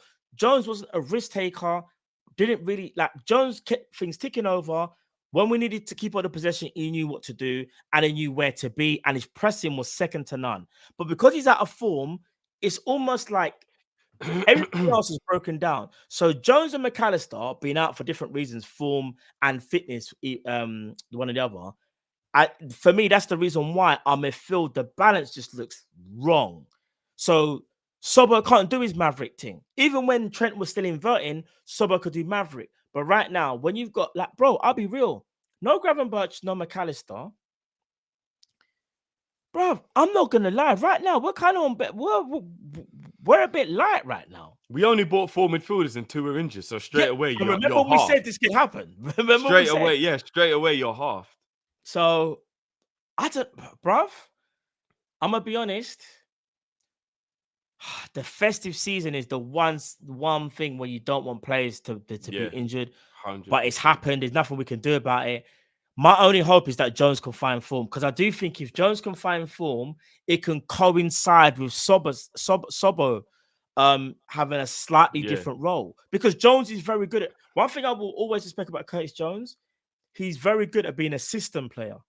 Tactically, Jones is on point. I can't say Jones is actually on point. He's so on point, bro. He knows where to be. He knows when to hold the ball. He knows when to kind of drive to the left, maybe try and do a take on, but he knows if that's not going to work, I'll reset the move. He's a smart player. I know he can take too many touches, but Jones has still got a good IQ. It's just that his execution at times can be frustrating, but he understands what's needed. Because there's no, bro, when we were winning games at the start of the season, we was playing at a decent level. Jones was one of the reasons why we was playing so well. Yeah. I didn't give him enough credit. Remember, I'm one of his harshest critics. And I sat there and went, you know what? Curtis Jones has played well, you know. Curtis Jones is one of those players that's very easy to turn your back on because he was never a fan favorite as it is. So it's almost like as soon as he loses form, everybody loses faith. But Curtis Jones, as you said, he's one of our most intelligent players in terms of understanding the system and carrying out the orders from the manager. I actually think he is the one who's replaced Henderson in terms of being one of Klopp's lieutenants in the carrying out the orders and knowing what to do and when to do it. Klopp loved having Henderson, not only because of his leadership, but because he was one of the main players who knew exactly how to follow the instructions. It's why Klopp loved Lallana. It wasn't about the talent. Lallana knew exactly how to carry out the instructions that Klopp asked of him. And I think Curtis Jones falls into that same category. I think he's one of the best players for Klopp to like, this is what I want from you. And then the player actually follows what he's asked him Lallana to do. stylistically is a bit, Jones is stylistically a little bit like Lallana in terms of like, very press resistant players, keep hold of the ball. They understand where to be and how to play in a system. Selfless running. Yeah. Goes unnoticed. And sacrifice himself for the team. He's just out of form, and that's why he's looking. And like I said, because he's not a fan favorite and he is one of the lesser players in our team, once he loses form, everyone just loses hope. Bun Jones, he's not good enough. Rare, because you didn't really like him in the first place. Do you get what I mean? Yeah. And it's a little bit unfortunate for him. We've got a couple of players. I think Elliot probably even falls into that category as well. Like, as soon as he loses form, it's like he's not good enough anyway. Rare. Now, Elliot can't get no, for me, for me, even though I was having a difference of opinion in regard to Elliot starting, there's no shade whatsoever I'm going to put on Javier. None. Because this brother, if it wasn't for him, we wouldn't have beat the other team the other day when he got the clutch goal. And even when he came on as a sub, bro, because part of the reason why we even beat Newcastle. So that, listen, Javier gets all the praise. What I wanted to ask Cal, hopefully Cal won't, the team won't kick FSG on one today. I was speaking to Drift about Curtis Jones and his importance and how I think his start to the season was so good that it also helped Szoboszlai being more of a maverick. Because what's happened is now, and you've alluded to, Gravenberch has stepped in. Gravenberch keep hold of position, but Gravenberch is more of a maverick player than Curtis Jones. Curtis Jones is more of a system player, understands where to be, what to do. He'll listen to Klopp's plans and execute that to a T. Do you think if Curtis Jones is able to kind of get back to how he was at the start of the season, that could also help the balance of midfield, in your opinion, bro?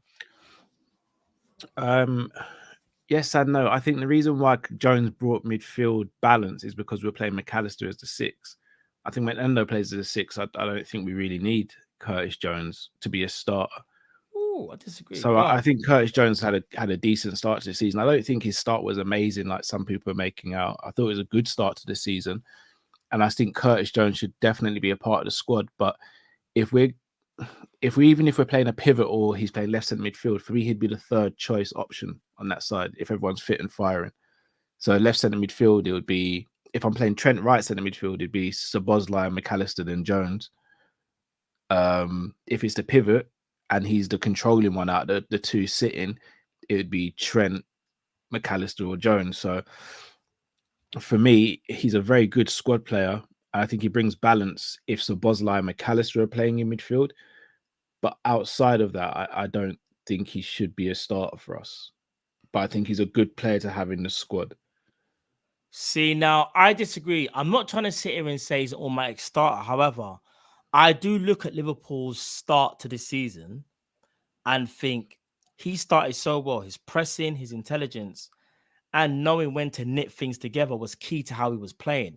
And like you were saying, Szobo was able to move inside more and be a maverick. And I know tactics have slightly changed, but I do think when you've got someone who can keep hold of possession very well, the other person can kind of go and do what they want to do. and be a maverick and go run the game. Curtis Jones gets suspended as an injury as well. He misses quite a few games. He's out of form. I do think, and as crazy as this sounds, Jones' start to the season, in my opinion, coincided with how well the midfield started because it brought balance. Not just because I'm saying he was the best midfielder. I'm saying he brought so much balance. And yes, McAllister was there, but I also feel like if Endo was there, I still think it will be the same thing. In a sense of like, we know what we're going to get from Endo. He's a destroyer. He'll just lay the ball off. Jones would have to dictate, or he'll give it to Szobo. I don't think much changes there, except for the differences would be McAllister might be able to get us up the pitch a bit more because McAllister can break lines of his passing more so than Endo. Everything you said there is pretty valid. I think McAllister being there with him not being a natural six, especially trying to learn the role, Jones really helped to facilitate that. And Szoboszlai was playing better at the beginning of the season, but I also think that coincides with Trent as well, though. So for me, it's difficult to say it's all on Jones. I think Jones played his part and played it very, very well. And up until the Tottenham game, he shouldn't have lost his position in the team, in my personal opinion. But he did, unfortunately. And since then, I think we've looked... I think we have better players who can do that role if need be. I just think if Jones is the person who's the answer to our midfield, then I think the tactics need to be tweaked because there are better players than him in the squad. I think him and Elliott should be our third choice midfielders for their positions. Do you know what it comes down to as well, though, guys? Because when I heard Klopp's interview after the Man United game, I think the main issue with why we don't look as good as we used to is these players aren't as good at doing what the other players used to do. And Klopp may get rid of them quicker than we think he would. Because I know we think that he's like very loyal or whatever. But he's annoyed that these players aren't doing what he wants. And I think that he does reminisce on the days of Genie and Hendo. Sorry, and Bobby. Just clear up what you're saying. What did Klopp's? Because I've not caught anything. So basically, Klopp said, my defenders don't have to do this much defending if my forwards are counter-pressing the way I want them to. You don't defend in defense. You defend in attack. You defend from the front first. This is what Klopp said after, and he was vexed when he was saying it. So I think Klopp's actually angry at Salah, Núñez, Diaz, Szoboszlai, and Gravenberch for their pressing, their counter-pressing, and what they're doing in the attacking point of the pitch from a defensive point of view. And if you think back to how great we were, Hendo, Genie, Mane, and Bobby were the best pressers you could have ever asked for. Like, you couldn't ask for better press. I know Salah used to get away with it, but those four were as good of pressers as you could ask for. They were flawless in their pressing. We don't do that anymore. And I think that's what's annoying Klopp about the way the system is. But Jones did that. And I think that's why what Matt's saying is actually a good point. I think Jones is the one who gets the pressing and does it intelligently and does it better than the others. It's not their fault. They're not used to it. They'd never played for Klopp, especially Szoboszlai and Gravenberch. But they're not used to this like relentless pressing and defending from the front. Jones gets it. He's been around. He knows how to do it. And I think that's what the problem is. Diaz, he's not a good presser. Núñez presses well, but not intelligently. Like we are lacking that counter press. Do you get what I mean? Like catch the team up the pitch, defend from the front. Can I ask a couple of questions, Andrew? Again, not disagreeing with what you're saying, but I got to ask questions about Klopp here. One, why sign those individuals? Two, why continue with the counter press system if it's not working? And three, why ask players to do something that they're not used to or might not be able to pick up? To me, that kind of doesn't make any sense. If you buy certain players with certain skill sets, then surely you're meant to play to their strengths, right? It's like buying Núñez and saying, I want you to do what Bobby Firmino does. We didn't buy Núñez for that. We bought Núñez to stand on the shoulder of the last offender, rough up the centre-backs, and score goals. Like, so why would we ask players like Szoboszlai and McAllister to do what Hendo and Genie did when they're, especially in Szoboszlai's case against Henderson, he's a superior technician in terms of going forward, and then ask him to do what Henderson was doing? It's almost like buying Henderson and saying, I want you to do up what flipping Florian Wirtz does for Leverkusen. You'd be like, what? Why are you buying Henderson for that then? Like, to me, that just doesn't make sense. I mean, the reason why that's different, I understand where you're coming from, but I think what the difference is, you can't ask Henderson to do what Wirtz does because he's not technically good enough to do what Wirtz does. Whereas hard work, everybody should be capable of doing. And what Klopp's trying to teach them is to intelligently press, which can be taught, because that's a system thing. That's not a talent thing. You can teach Nunes how to press, and I think Nunes is good at pressing. He just doesn't do it as intelligent as Bobby. Not even close to his. But he does run all game. He's always putting the keeper under pressure. He does force it. He's never just standing around doing nothing. He's always chasing after whoever's got the ball in defense. He's not a good presser though. He is. No, he's got the energy and he does press. He just doesn't do it as intelligent as Bobby. And that's the part that means you he's can not a good teach. presser then, bro. No, but that's the part you can teach. I don't. Again, I know it's you sound can like teach that stuff. I don't think Bobby and Mane was good at pressing until Klopp got hold of them. No, they were, bro. That's the thing. But because for their previous teams, they never used to do it the way Klopp asked them to do it. Brother Hoffenheim, Firmino, that was his thing, bro. He used to batter defenders with his pressing. Mane at Southampton. He was more creative.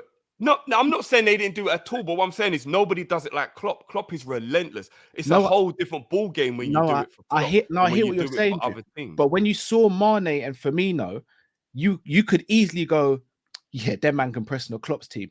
In the same way, you can look at certain players like a Musa Diaby and go, you see, if Salah left tomorrow, Musa would cook in that Liverpool team. Whereas you may look at someone like a Mahrez and go, Mahrez is sick, but he might not do well in the Klopp team. So for me, Diaz has the ability to be able to do it. No, I think I just don't think he's as good at doing it as Klopp needs him to be. Szoboszlai can press. He's got the ability to press. I just don't think he's as good as Klopp needs him to be. Gravenberch can press. McAllister can press. These players do know how to do it, but they're just not up to the speed Klopp wants them to. And you know what? Sometimes you don't know till you've got the player. And then maybe you'll get rid of them when he realizes, you know what, I thought you could do it.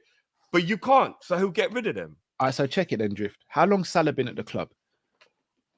Salah's an anomaly. He gets away Drift. To be as good. Also, how long's he been at the club, bro? 6-7 years now, isn't it? Would you sit here and say Salah's good at pressing? No, we hide. No, that's because by design. No. Hear me out. No, Matt, you're right. What you're gonna say is right. Yeah. Salah is designed to be hidden in that press. Why? Because we want him goals and assists, closest to goal. Because he's not as good as the others. Not only that, we don't want him to use too much energy. All right, so here's the thing. Brother, the guy's built like a brick house, bro. Like, he ain't going to waste energy. Bro. Here's what I'm trying to say. I understand you saying some players are not as good as others because pressing, I think everybody can press, It's just if you can press smartly. Because all pressing is you're closing down the opposition and you're trying to squeeze space. It's not, Matt. Bro, it's not. That's not pressing. It's not.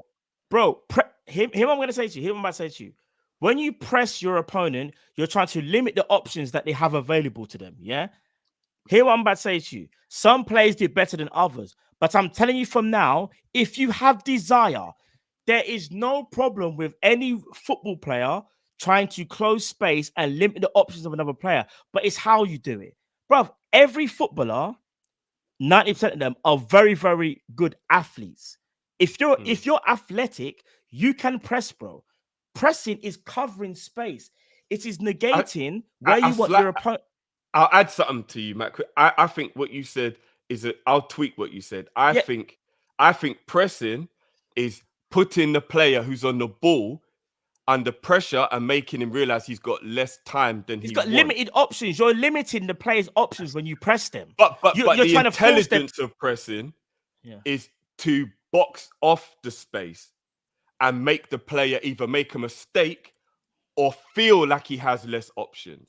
So you're right, what you're saying, but I think it's like a boxer. You can chase somebody around the ring. Yeah, that's pressing. But somebody who's very good at cutting off the ring is a Bobby. So he don't just chase you. He knows, if I do this, you realize you can't go that way. I'm going to punch you in the face. So you can box them in. So pressing, you're right. Every single player can press because the point of pressing normally is just to hurry the player up. You limit your player's options. Yeah. Don't give him time on the ball. Don't give him time on the ball. That's what pressing is. Don't give anybody any time on the ball. Me, you, and Kyle are playing in a football game, right? and we're the three forwards, right? Mm. We're pressing the opponent. I go first, yeah. But you know how a bad presser is? If I go first, you're just going to go, well, I'm going to go second. And Carl's go, I'm going to go third.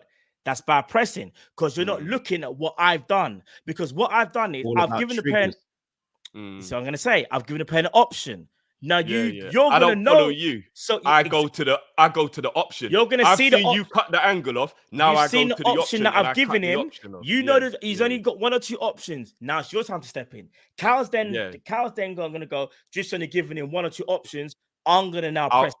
Bro, remember, when you're pressing, you're limiting players' numbers of what they can and can't do. That's what pressing is about. You're covering the space. You're limiting your opponents to what they can. No. That's what counter pressing and what Klopp's system is about, bro. Because you were right initially. Just pressing it. We're just literally talking about in football. Okay, I'm going a bit deep here. Hurry the man on the ball. The next step. I hear that. Yeah. That's pressing for what it pressing for just what it is literally on a standalone is pressure the man on the ball. In a Sunday league game without all this intelligence and top talent, pressing is, the ball. Don't give him time on the ball. Whoever's got the ball, run at him. Don't give him as much time. That's it. That's what.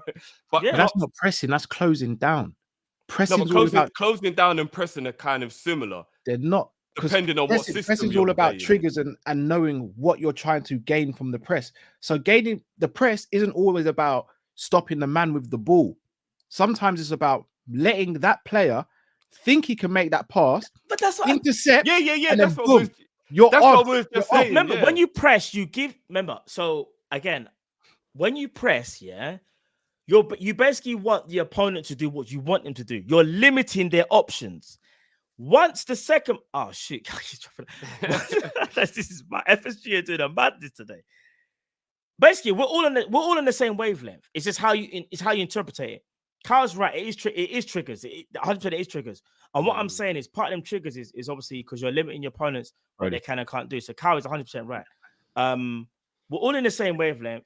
But the whole bottom line of all this is, in my opinion, is some players can press better than others. They understand where to be and what to do. So I understand what drift means when it says Nunes can press. He doesn't press intelligently. It's like, so the goalkeeper's got the ball.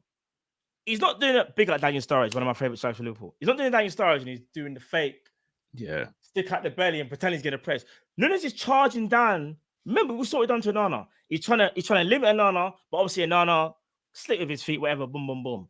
But the whole part of that is Klopp wants him to just count. He wants him to press smartly. So then that's the next trigger. But that's the problem.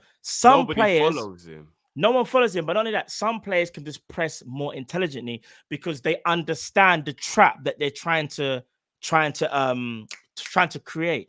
And funny enough, Curtis Jones is actually one of the best pressers in our team. Exactly the point. That's just my opinion. Curtis Jones used to be very good at cutting off the angle into the midfield. If you watch the way we play against a lot of teams who play out from the back now, Matt's right. Nunes will do the first press. Whether this is intelligent as it needs to be or not, he'll do that part. Diaz doesn't follow. Mane used to, because when Bobby did that, he would follow. Or even Them Lallana. went in sync though. It was crazy. You know what? Even Coutinho was very good at knowing how to follow the press and cut the angles off and win the ball out the pitch. What Jones did way better than what a lot of our other midfielders do is he will see Nunes or Jota, whoever it is who's doing the press, he'll cut the angle into the midfield. If you watch now, we get a lot of the goalkeepers we play against or the centre-back able to make easy passes straight into midfield. And then all of a sudden, the team's got us turned around. A couple of our forwards are already behind the ball, and now they're attacking our midfield straight away. Jones was very good at the beginning of the season at cutting off that angle, and then maybe they had to go wide. It takes a couple more seconds. You can get in shape more. You might win the ball. When I watch Gravenberch and Dom, they're just not quite good at the moment at understanding and cutting off that pass, what Jones used to be good at, and stopping it just being into midfield like that quickly. All of a sudden, the team's turned around and then they're in. And then you know what they do. They see Trent is out of position, play it out wide, boom, straight away, we got a counter-attack. They're running down the right. Then Trent gets the blame. But that comes out of football in IQ drift. Yeah, it does. And pressing and counter-pressing is a lot to do with football IQ. And that's why I think Klopp might give up on these, man. Maybe it'll probably give up on these man quicker than we think. Because he is all about counter-pressing and he's angry. So I He's asked, angry. He said why it. sign them players then, Drift? We could have bought other players who But he's can not already going to do that. know, Cal. Sometimes you don't quite know until you've got the player whether he can fully pull off what you need him to. And No, do you know what, Cal? And he It's just also like- does want players who were technically gifted to be better in possession. Because again, no disrespect to the old man, them, but Henderson and Genie and them, man, they weren't the best at when we had the ball because they why weren't not creative and they were. So he's trying to get a blend of both. He wants good counter pressing, but also good in possession. It's a I hard agree with balance you, to man. find. It's a very hard balance Cal, to find. if Soboslai and Gravenberch technically should be able to do these things, but they're learning. They're new. We just got these players the other day. Remember, when you got players in and out the team, so let's cut you, Cal. When you got Yeah, no players problem. in and out the team as well, it's finding like patterns of play and understanding one another. You have to remember when Liverpool first started and we had our first couple of players under Klopp here, we were inconsistent as hell. Remember when we had the Origi was still there, Lallana was there, Coutinho was there. Like it took a lot for Klopp to get his his end game squad. His end game squad arguably came 18, 19, 19, 20 when 18, 19, the press was on point, 19, 20 went on to win the league. Bro, remember, this is our first season. The players that we have at our disposal right now might not necessarily be the best pressers, but they can press. And I do think it's a learning curve. Remember, like you say, Cal, it's triggers. The players will learn. When you learn to play with one another, you'll understand what each other does as well. For example, Gravenberch will know, I know Szobo can cover that ground in like 2.5 seconds. So I already know when he gets there, I know where to be. Right now, we're not there yet because right now we're chopping and changing. Right now, there's players that are missing. Right now, players are off form. I don't think it's a case of like, oh, look at these players and go, why did Klopp bring them in? Because to play that way. Bro, every manager has an identity of how they want to play the game.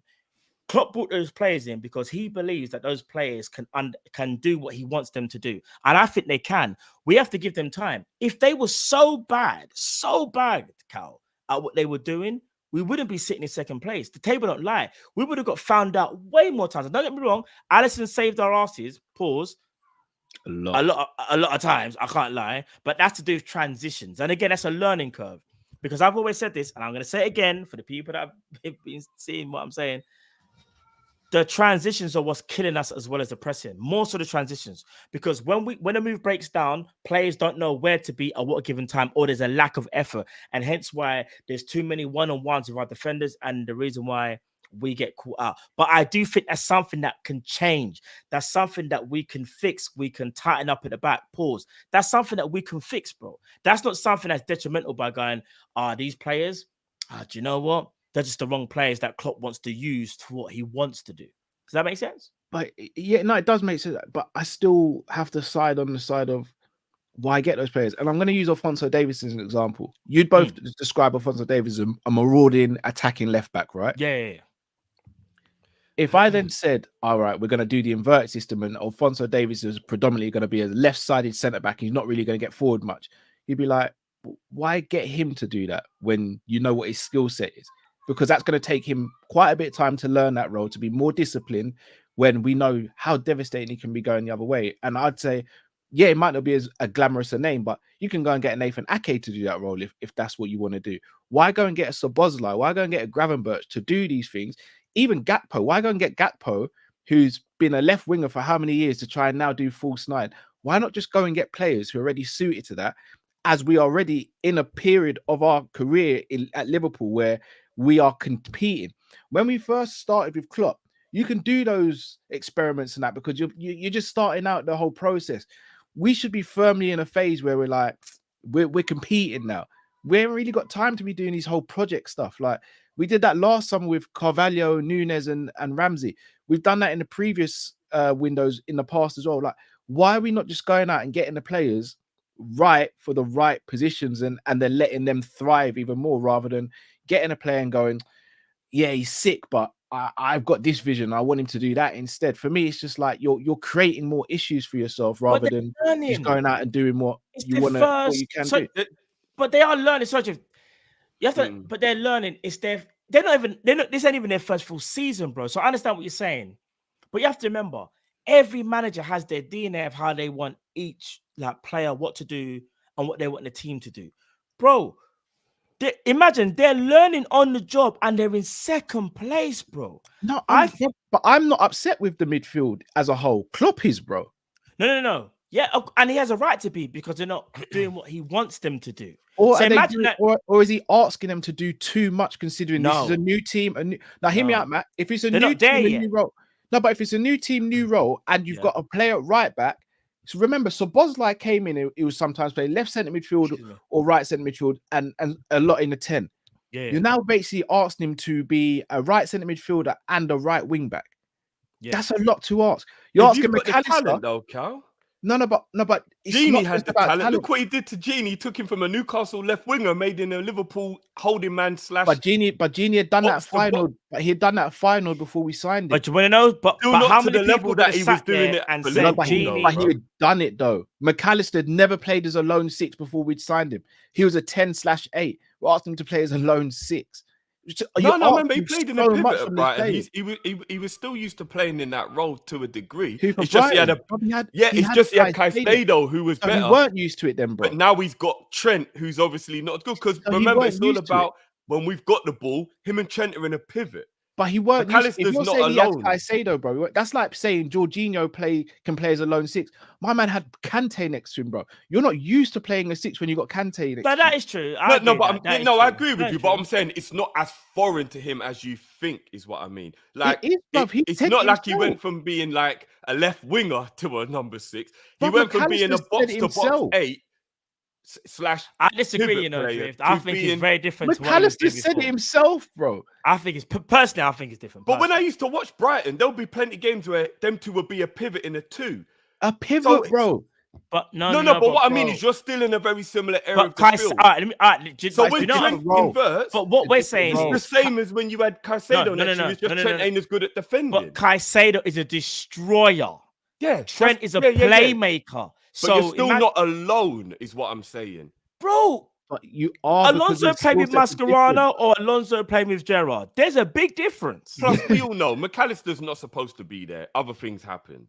Like the plan wasn't to play McAllister there. Klopp Oh, I even know it admitted wasn't that. because remember pre-season. Remember Klopp's even admitted himself the plan weren't to play The McAllister. plan weren't supposed to No, be, we're bro. not saying the plan is, but that's what he's still doing. So if the plan wasn't that, and you've adapted to play McAllister there, wouldn't you adapt the tactics slightly to accommodate these players then? I think we probably have. We just don't know because we don't have the inside scoop. I think we have, but we just haven't If done. if we had Caicedo or But we Douglas don't. Luiz or someone like that, I think we would be playing a little bit different. So But I we don't don't think know, it's dude. exactly the same with McAllister. I think it is a little bit But different. we don't. That's the point. Like if we had a prime Mane, we'd be playing different to how we're playing now. Like, but No, we don't, but you know, so- you said why don't we tweak the system considering who we've got? I think we Yeah. have because I don't think we'd play the same way if we had a fully blood destroyer player. But has that So I tweak think we helped have the players? Because I don't think it has necessarily helped the players. Well, there's a lot of extenuating factors, bro. They're all new. They haven't played together. Like, it ain't just about that one thing. We were forced into buying a whole new midfield because he didn't know Henderson and Flacco were leaving. I think we'd have bought Szoboszlai and Gravenberch, and it would be Flacco playing in the number 6. No, they've been I'm sorry, McAllister and Szoboszlai, sorry, and maybe Gravenberch. And I think it would be McAllister and Szoboszlai with Flacco holding. That's what I actually think it would have been. And that would have worked, in my opinion, for one more year. That's kind of part of the problem, though, Drift. The fact that we weren't looking to progress beyond Henderson and Fabinho, bro. That is part of the issue. No, I think we were past Hendo. That's why Hendo left. He was told he ain't going to play. But Flacco, I think one more year. I think he weren't going to be a main starter like he is now. There's a big difference. Well, the way Henderson's talking, he's made it out like the same guy said he didn't go Saudi for money. Yeah, like Klopp kind of was like, look, it is the same guy said I didn't go Saudi for the money. I can't. No, but I believe him when he says that. Klopp's like, I can't promise you minutes. I don't know when you're going to play. Exactly. I believe that. That's a big difference between saying you ain't playing to I can't promise you starting minutes. That's a big difference, bro. No, I know he didn't tell Hendo you ain't ever playing, but I know he told him, like, look, mate, I don't know how much you're going to play. Like, read between the lines. You're barely going to get any game time. No, that doesn't mean that, Drift. But he says to Adrian, your third choice, you know you ain't barely playing. If I say to my captain, who I'm still keeping as captain, I'm not going to be able to guarantee you as many minutes, that to me says, all right, I might not be starting as many, but I'm still going to get my fair share. Milner got his fair share. Hendo would be Elliot if he was still here. maybe, or he might have played his way into the team, depending on how he played, bro. Well, if he played well, then he would deserve to play. So he But I just think it chose would have not been to take Flacco, on. McAllister, and Soboslai. And I would have been all right with that for just 1 year while we try and look for a proper DM. Nobody here can convince me that Flacco isn't better than Endo. I know he was losing it, but I would still have preferred Flacco than Endo. You lot can disagree if you want that. No, it shouldn't have been either of them, though. That's the point, Drift. It shouldn't have been either of them. Yeah, but we tried to get Caicedo. It didn't happen. We tried to get Lavia. It didn't happen. Shit, like that's what shit happens, isn't it? But I would have still been happier. Say the plan had pulled off. Lavia, that's what it would have been, actually, probably. It wouldn't have been Gravenberch. It would have been Lavia. It would have been McAllister and Soboslai in the 8. It would have been Flacco starting. Lavia would have been learning off Flacco, Bro, ready let's to not talk take about over. what we could have had. No, bro. so what I'm saying is the plan. We don't have it. I think the plan would have worked. It ended up what it is. McAllister's been forced to play, all that. But I think for one more year, Lavia learning off of Flacco and Flacco having one more go at it with a proper midfield in front of him would have worked better than what's working now, in my opinion. I think it would have. Even Bicetic would have been the guy. But Shetik is the one. Flacco's legs are gone. He's here. He just can't get fit. Flacco's legs were gone, bro. Yeah, but Flacco's legs gone was still the same, if not apparently better than Endo's Flacco's stinking and I'm not outside being right now. But that's reported. Yeah, but I mean, how much motivation does he even have over there? Like, let's be honest. We can't do that. No, we have to, bro. We have to. A lot of players. How much motivation do you have? You know, after one, he won his first game. I think when the pockets are heavy, bro, we don't know where the motivation is coming by one of the. Did you see the video where he got given? Yeah, so where's the motivation, bro? If man's got a heavy wrist, he's got heavy pockets. Where's the motivation, bro? He's still a professional at the end of the day. He still wants to win a football game. I'm gonna be real. I'm taking this version of Endo than the version of Flacco that left. I think Flacco would have improved the same way I told people. Matip will, Gomez will, Van Dijk. It wasn't about improving. Everybody kept on telling me those men were gone. He can't Matip's move, and Virgil's legs were never gone. I heard Virgil's legs were gone, you man. No one said Virgil's legs. What? People were saying that Virgil, since the injury, is caught up with him. He's done now. Bro, I heard it all. You lot. Virgil was more about his decision making and his hesitancy. And his maybe from you lot, but I'll never forget what the streets were talking about. Fabinho I'll never forget it, bro. I love Fab, and listen, I've got time for Fab and Rebecca and the family there. But bro, the Fabinho is not the same brother, you know. No, I know he's not the same brother, but he's not worse than Endo. Father Time caught up with Flacco. This version is. Father Time caught up with Flacco. I don't think so personally. But his version was gone, man. Yeah. Like I said, though, everybody thought that about a lot of our players. Matip especially. I was told Matip's legs are gone. Matip's done. I was told that. I specifically remember having to defend Matip, Gomez, Flacco, and Van Dijk. Like, every week I was having to defend these men. But anyway. All right, people. You know what we're going to do? We're going to read the supers. Sam MC, do you man feel Endo is this era's Lucas Leiva to our fans? No, Leiva got it way worse. He got it worse? Yeah, Leiva worse. Completely. It's apples and oranges. Leiva came to the club as a young player and was seen as a goal scoring midfielder, and then Rafa transitioned him into a DM. Didn't do the transition very well because he sold Mascherano and then threw Lucas in the deep end. Then he actually became a very good DM, got a really bad knee injury, and then became a cult hero from there. It's apples and oranges. The knee injury mush him up. I'm not the problem with Endo. If we had let's say for example, we still had world-class Fabinho and we bought Endo in the summer, no one's moaning. Oh, of course not. That's a different conversation. Or if we'd have got Caicedo and then still went and got Endo, no one's moaning. The problem is moaning. Agreed. You can't look at the rest of the league and you got Rodri, you got Caicedo, you got Rice, and then have Klopp sitting there in a press conference going, "This is the guy." Like that was the issue. And I think that was to make Endo feel good, but yeah. Oh, he said he's been watching for years, bro. No, let's not. Look how long it took him to play him. I don't know, man. I don't know. Oh shit! Have we lost Matt? Yeah, that's a hell of a freeze frame as well. Not me for one. Am I frozen? Yeah, you frozen. Oh, you're still there. Am I back? No, you're back. Yeah, you're back. You're back. Yeah, you're moving up. You're moving at 280p, but you're back. Oh, I'll fix it. I should be back now. Am I back? Yeah. All right, cool. I'll probably say you're at 540 now. We move. We'll get to 720 and 1080. John, because Johnny says, Diaz 3 and 14, Nunes 4 and 16, Gakpo 3 15, Jota 4 and 12. This is all praying, by the way. Games played might be off by 1 or 2, but that's shocking. Nunes 2 in 1 game, broski, please. We spoke about the forward line and we spoke about it is an issue, but we do think it can improve, in my opinion. And I do think they're all having off days. Well, having an off month. But we did speak about the issues, though. Omar, what's the latest on our injuries list comeback date? Well, it would seem that McAllister is. I had this prepared because I saw that super from before. So okay. At the moment, we have Matip. Obviously, is a knee injury. Potential return is September next year. Rotted. That means he won't even be ready for the new season. Who's that, sir? Matip. So even if he finds a club, he still won't even be. No, but sometimes you think, oh, maybe he'll be like during the summer, he might be like, but it's like, anyway, yeah. He's done for pretty much the whole of the year almost. Thiago, obviously, we know it's a hip. His expected return date is in and around the end of January. Robertson is obviously the shoulder. New year, basically. He should be back in the new year. Gravenberch, is a thigh injury, and he'll be back same time as Robbo, hopefully, which is the new year. Gravenberch? Yeah, saying end of January. Injury. No, the new year, bro. 1st of January. Oh, Robertson's the 1st of January as well. Yeah, the new year. Jota is saying other, but wasn't Jota's a hammy from what I can remember? Calf. Oh, was it calf? Okay. They're saying Boxing Day's game, hopefully, he should be back for Jota. So hopefully we bloody need him. Not too much longer. McAllister obviously is the gash in the knee. His expected return date is the 20th, but obviously we just heard that could possibly be different. That might not be the case. Wow, Bajcetic doesn't have a return date at the moment. Shit, yeah, he can't. He's growing. Yeah, we might as well just forget about Bajcetic for a whole year. Let the kid grow up. Yeah. Can I just ask one question? Remember at the beginning of the season, we were asked the question, who starts at Nunes or Jota? And I said I didn't have a problem with people who said Nunes, but I got absolutely torched.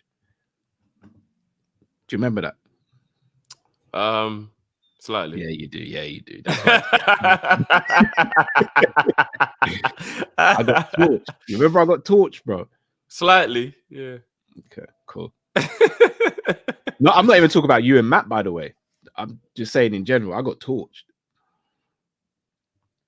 Just throwing that out there. Just throwing that out there. Oh shit, we lost Matt. The attack is mad. I know you guys have spoken, so I'm not going to go over it again. But the attacking situation, it's not good. It's mad. Yeah, no, it is a bit mad still. Big up, Pimp, as always. Of course, we can win it. This is obviously talking about like, can we win the league? Just can't say we will win. Some fans can't see the wood for the trees. So Phil, the last performance represents the season. That's true. I do think a lot of people are looking at that game in isolation and thinking it represents everything. Although I do understand their frustration at the same time because we should have spanked Man United. It doesn't. If we win on Sunday, watch the tables turn. It's a big if, Pimp, because Arsenal is going to be a very tricky game. But I agree. If we beat Man United, let's just say, for example, Cal, and I really hope this is true what I'm about to say, we sneak past West Ham, we get into the semi-final of the Carabao Cup, and we get a nice 1-0 win against Arsenal at Anfield at the weekend. All of a sudden, the Man United game doesn't even matter. It will always matter to a degree, but like all of a sudden, that game doesn't. Do you get what I mean? And it's like people feel. I'll tell you what it is for me, Drew. For me, when we get draws like we got against Luton and Brighton and Manchester United, you know what it screams of? It screams of 13-14, 18-19, and 21-22. It's PTSD, bro. We didn't lose the league those seasons because of losses. We lost those leagues because of draws. And we're making the same mistake. 19. Didn't we only draw? We only lost one game that year. Only lost. But how many games have we lost in the league so far this season? None. One. We lost one on paper. So this is my point. It's like it's PTSD, not just PTSD without for the sake of it. It's PTSD with results and facts to hand and evidence. We lose less games than the team that finishes above us, but we draw more games. We're better off losing and winning the next game as opposed to drawing two.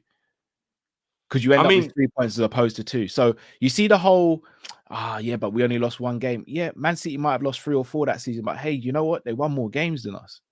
So you get more that game points against than Brighton, where Gravenberch should have buried it to make it 3-1, and then we can see the silly little goal. You can write it off because it's early in the season. But then when you have the Luton game, you're looking, thinking, this is Luton Town. We should be beating these lot. And then you get Man United, who, as weak as you're ever going to get them, and you can't beat them. It's like it sets in and goes, we're missing something. And again, we saw Arsenal. Again, Arsenal played crap against Luton, still got the win. Didn't play great against Man United, still got the win.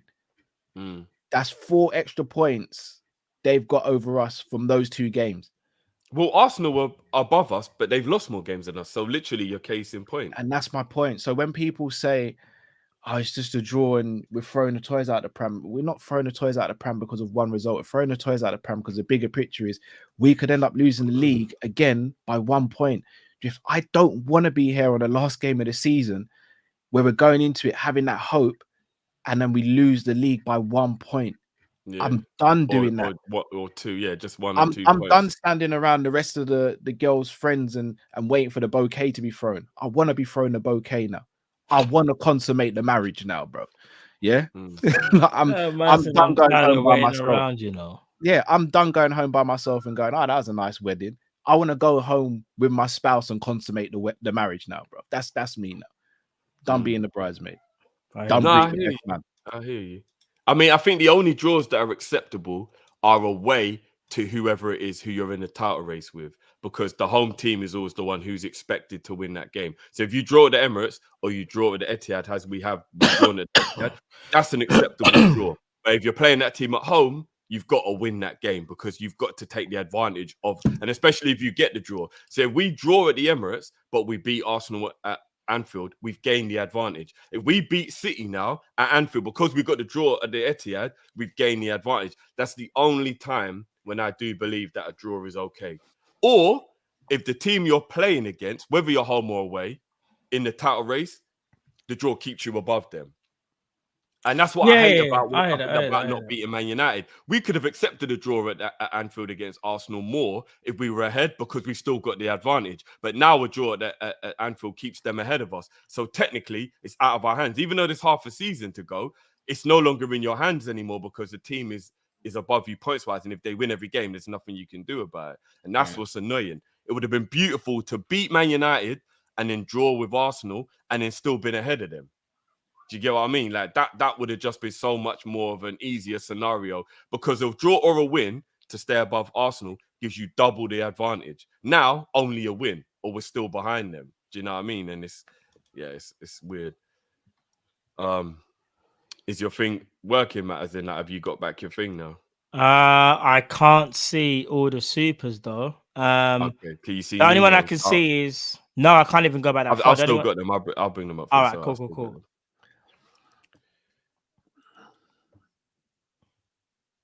What's it? Nina, I'm the last wagon of Darwin's train. Big up Kopish, you know. Big up Nino and the reviews as well. Omar, agree 100% with Drift. It's more midfield than not forwards. You agree with that? No, absolutely not. These lot are getting so many chances between them every game. Can't be the midfield. We're asking the midfield. It's not as many as you think, though, bro.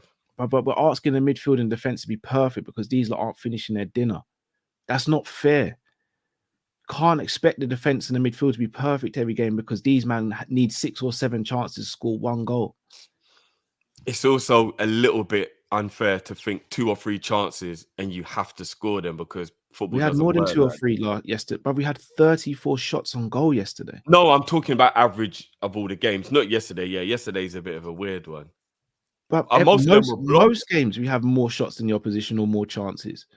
We're not finishing our dinner, bro. But we don't have as many shots in comparison to our competitors, though. Arsenal and Man City create way more clear chances. I disagree. You know, I didn't check that stat, Jeff. I disagree. Bro, remember you said this the last time, Jeff, and we looked at it and we saw that we created more chances than City last season, I believe. No, I'm talking about now.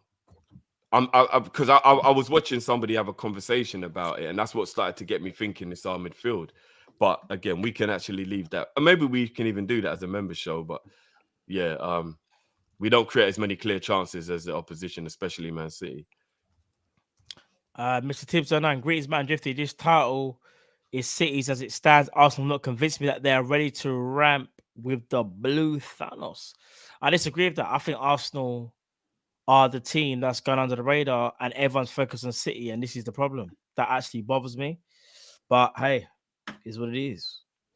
John, Drifty. Sorry to cut you. Shots this season, 23-24 season in the Premier League. I don't get that. Liverpool top 314 shots, Spurs second 276, Man City third 270, Arsenal 269. Yeah, but how many of those are clear chances? A shot isn't a clear chance. A shot is just you can shoot from anywhere, bro. I'm talking about like clear chances. Big chances missed this season. Number 1, Chelsea on 35, 2, Liverpool on 33, Brentford 32, Newcastle 32, Aston Villa 31, Everton 31, Man City 31. Arsenal are 9th on 25. But how many created though? A big chance missed isn't created. That's what I'm saying. Like, how many for that one statistic? How many chances have we? What more do you need though? You know what? Have you seen that? Have you seen that meme with the Gucci bag with hit the woodwork this season? Liverpool top 10, Everton second 9, Chelsea 8. Bro, like our shooting and our finishing ain't good enough. Bro. Like, no, I'm not. I know they need to take accountability. Matt, I even said that, right? I said the forwards don't get away with accountability, but we don't create as many clear-cut chances. But remember when I said to you, Drift, and remember our opposition do, and that we're is missing the most big chances. So I did say we still create a lot of chances. You know, I'm not saying we don't, but we just don't create as many as the others. And therefore, Haaland, as I made an example, can get away with missing 4 chances, could have scored a 5th. Because he knows there's going to be another 4 or 5 chances coming after he misses those. If Mo misses a chance, or if Nunes misses a chance, there's not many more coming. So it's like we end up berating him for that miss because we're angry. But he didn't get 5 chances in a game. But we're top 3, I would say, for chance. Off the top of my head, I don't know the stats. We're the third best. But if you're top 3 in chance creation, top 3, and your strikers are getting an average of 2 to 3 chances per game, that's still quite a lot. Like, I don't know many teams. I agree with that. It is quite a lot. What it is, do you know what it is? I think we've got to be real. I've got the stats. We're just not doing as well as we should be. Like the start of the season where we were eating. Right now, it's almost like we're not eating. Like, I don't know, like we're on a bit of a... This season, big chances. This season alone, big chances created. Number 1, Man City on 46, 2, Liverpool on 44, Newcastle 3 on 44, Spurs 40, Chelsea 5th on 37, Arsenal down in number 8 in 33. I did say we were top 3, but yeah, fair enough.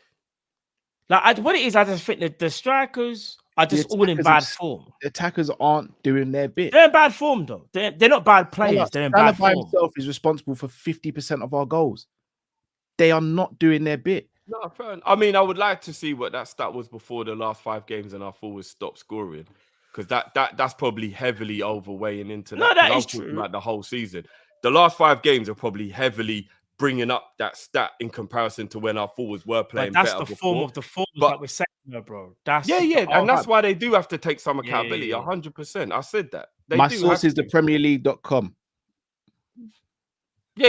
I'm not saying the source is wrong. No, not you, bro. But the last 5 games, I think the last 5 games, I think, are probably heavily up that in comparison, because the last 5 games our forwards have been terrible. Again, not even to draw anyone out. When was the last time you can remember Gakpo scoring a goal in the Premier League? Yeah, for real. The Gakpo one was I don't actually remember. Was it the swivel team? No, that was the cup, innit?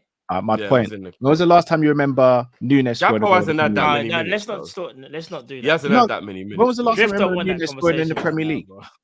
I was like 9-10 games ago, bro. Yeah, I don't remember. When was the last time? No, but to be fair, to just credit, he did say that. To be fair, Drift said all of the forwards are doing because he's pointed out some. In fact, to be credit to Drift, he said Szobo, Nunes and Diaz are in shocking form. Those especially were in shocking form. And I agree with you. You're right, Drift. They are shocking. Diaz, we kind of said a little bit of a blind because of the stuff that happened with his family and whatnot. That's very, very different. Jota's obviously injured, and Gakpo, we did say, me and Drift were talking about Gakpo. We said Gakpo's been playing in midfield and attack, so it's not fair to judge Gakpo like how we judge the others. So the prime suspects are, I hate to say it, it's the attack. well, it's the attack, but more Nunes and Salah, more so. Well, I'll say it's all three of them. I'll say it's Yeah, Nunes, it's all three, Salah, and Jota. but I just gave it I'm as to sorry, why the and others are getting yeah. not a blind, but there's more reason. Do you understand? So, I mean, but yeah. and here's the funny thing. Like when you look at it as well, it's like I don't even know. I mean, what do you make of this, bro? So Salah's got 14 goals and 2 assists, so his GA is 16, which I think is good. Diaz has got 5 goals and no assists. That's kind of mad. He hasn't got no assists, that's mad. So his GA is just 5. Nunes has got 7 goals and 6 assists, so his GA is 13. Gakpo's got 6 goals and 1 assist, so his GA is 7. And Jota has got 8 goals and no assists. Right, Jota's got no assists. So is this just Premier League or is this all competition? No, this is all competition. All right, can I rip the band-aid off and just call it how it is? Some of these numbers are overinflated because we've been playing teams in Europa League who wouldn't even do well in the Premier League. Let's just call it what it is. We're smashing teams in Europa League. We should be smashing because they're not as good as Premier League teams. So I've got to take those stats with a pinch of salt. Yeah, they've scored the goals, but when I'm seeing how we're packing out certain teams in Europa, like I'll be honest, I just kind of want to focus on the Prem goals, if I'm going to be honest. And in the Prem, yeah, but apart from I hear what you're saying, but it's a little disingenuous to only talk about Premier League. No, I'm not saying just negate them, but we have to add context. Like those goals, because some of them are cup goals as well. Remember, it's not only the Europa League. Some of them are cup goals. I will say this, just a caveat. Remember, okay, I was playing devil's advocate. Drift, you brought up a valid point because I did say to you, and I'll repeat this. I said, over a season or as things stand on competitions, we're not doing too shabby, and I agree with you, we're not. But remember what I said to you, though, bro, the Prem, though, we are looking a bit shaky. Because I'll read out the stats. Diaz has got 3 in 16. Hold on. As you say the player, I'll say how many he's got in total. But do the Prem. I'm saying so we can see how many goals they've scored outside of the Prem, innit? So Diaz has got 3 in the Prem, so he's got 2 goals in other competitions. Yeah, Gakpo's got 2 in the Prem in 15. Okay, so he's got 4 in other competitions. Salah's got 11 in 17, bro. So he's got 3 in other competitions. Jota's got 4 in 12. So he's got 4 in other competitions. Nunes has 4 in 16. So he's got 3 in other competitions. It's the Prem. Remember I said to you, the Prem is what we're worried about. Remember I said to you, Drift, before Carl was in here, I said, overall, as a scope, like it looks good on paper. But in the Prem, we're looking a little bit light. Like, but like this, yeah, I'll be honest. Each one of those players arguably should have nearly doubled their total. I'm not joking. That's how good they are. Diaz should be on at least 7 or 8. Gakpo, I know he's playing midfield. Gakpo should have about 5. Diaz needs to Diaz needs a blight only because of what happened off field. Yeah, I said that. Has to get a blight. Yeah. Gakpo's on 2. I say Gakpo should be at least about 5. Yeah. Gakpo needs a blight as well because he's been playing midfield. I said that as well. I agree with you. Salah's on 11. I would say Salah, because he's stinking out the joint, Salah should be in about 14. Yeah. Agreed. Jota is on 4. Jota, in a weird way, it should even be doing better. Jota should be on about 7. A 7 out of 12. Left wing. Yeah. And he's playing left wing. Nunes, I'll keep it a buck. 4 in 16. So that's 1 in 4. Nunes should be on about 8, 9 at least. That's why we're saying they're underperforming. And it's not like it's they're bad players. And I want to stress this as well for anyone kind of gets carried away. These are not bad players. They are quality players, but they're underperforming. They just need to be better. And it's almost like someone or two of them need to kickstart and get confidence back to allow the others to flourish. And do you know what's so crazy? I know who the prime suspects are. I know it's going to be Salah. I think Salah's going to have to spark it off again because it always comes down to Salah. The other person I would have said was Jota, but is injured, so I'm going to actually go with Núñez. I think Salah and Núñez will be the first two to score and to kickstart the others. And it has to happen because this can't continue. This is just a prem. I'm not hosting tonight. I'm going to say something and I'm going to stand on it. I'm going to stand on business. One of Núñez or Gakpo needs to be sold in the summer. And whichever one stays out of the two, them along with Diaz have to be backups to someone else or to other people. Hold on, say that again. What? Who needs to be sold? What? Salah stays, but we need someone to compete with him. Either Núñez or Gakpo needs to be sold. Bakayoko, I think that's his name, isn't it? Say again, sir. Johan Bakayoko. I'm calling him for Salah's replacement. Bakayoko, Kubo, or one of them. Him to kind of be Salah's prodigy, so to speak. One of them. I think he's the guy. But anyway, yeah, go on. Either Gakpo or Núñez needs to be sold. You think it needs to be sold? Brother, I'm not doing the whole sentimental thing and waiting 6-7 years for a man to play to get. Well, you're not going to wait till the end of the season. You're saying right now. Well, 2 years for me is enough. No, not right now. I'm saying at the end of the season. As things stand right now. But I'm at saying, the end of the season. But things can change though. Because what if Núñez starts back? What's I'm trying to ask you? No, that's what I'm saying. As of right now, one of the two needs to be sold. And as of right now, you're saying the form is so now, bad. You're just basically saying you want to sell one of them. Well, we ain't got time as a club to be sitting around waiting 3-4 years to see if a player's going to work out. We ain't. We just ain't. And then Diaz has to become a backup. He has to become a deputy to someone. So, if I'm not mistaken, Liverpool over the last 3 years have bought in Núñez, Diaz, and Gakpo. Yeah. And you're saying within that time frame, you think, in your opinion, one of them needs to be sold. Yeah. If you had to pick someone right now, I'm not pressing you for a bit here. I'm doing a counter press thing. I'm the host today, so I can counter press. Pause. I'm just saying pause. Who would you sell as things stand right now? It's saying the clickbait thing. It's just as things stand right now. Remember, things can change. For all I know, bro, the player you mentioned could score 20, and you're just saying right now. So this ain't a clickbait thing. It's just how do you feel about it right now, in your opinion? Honestly, it's going to sound like I'm sitting on the fence, but it depends on who we're going to bring in to replace it. If we're going to bring in someone, and again, this is just dream scenario. If we bring in like let's say Mbappe, yeah, then I think you sell Núñez and use Gakpo and Jota as the two strikers. If you bring in someone like a Craver, then you sell Gakpo. And Jota's your main striker, and Núñez is your backup. For me, it depends on who else you bring in. But one of the two, for me, will have to go. And the other two who stay will have to be deputies. So you're saying Gakpo and Núñez. All right, let me throw in a little bit of a mixer here. I know Drift don't want to get involved in this conversation. I see Drift's like, what is this conversation? No, I'm actually just looking for something to be comparable with us. Oh, fair play, bro. Just quickly. For my other competitors. Yeah. Just quickly, if I threw Diaz into the mix, now I know Diaz had a lot to deal with. But remember, Diaz has been here for 2.5 years. 3 years, 2.5 years, I would say. In all competitions, he's got 6, 5, and 5.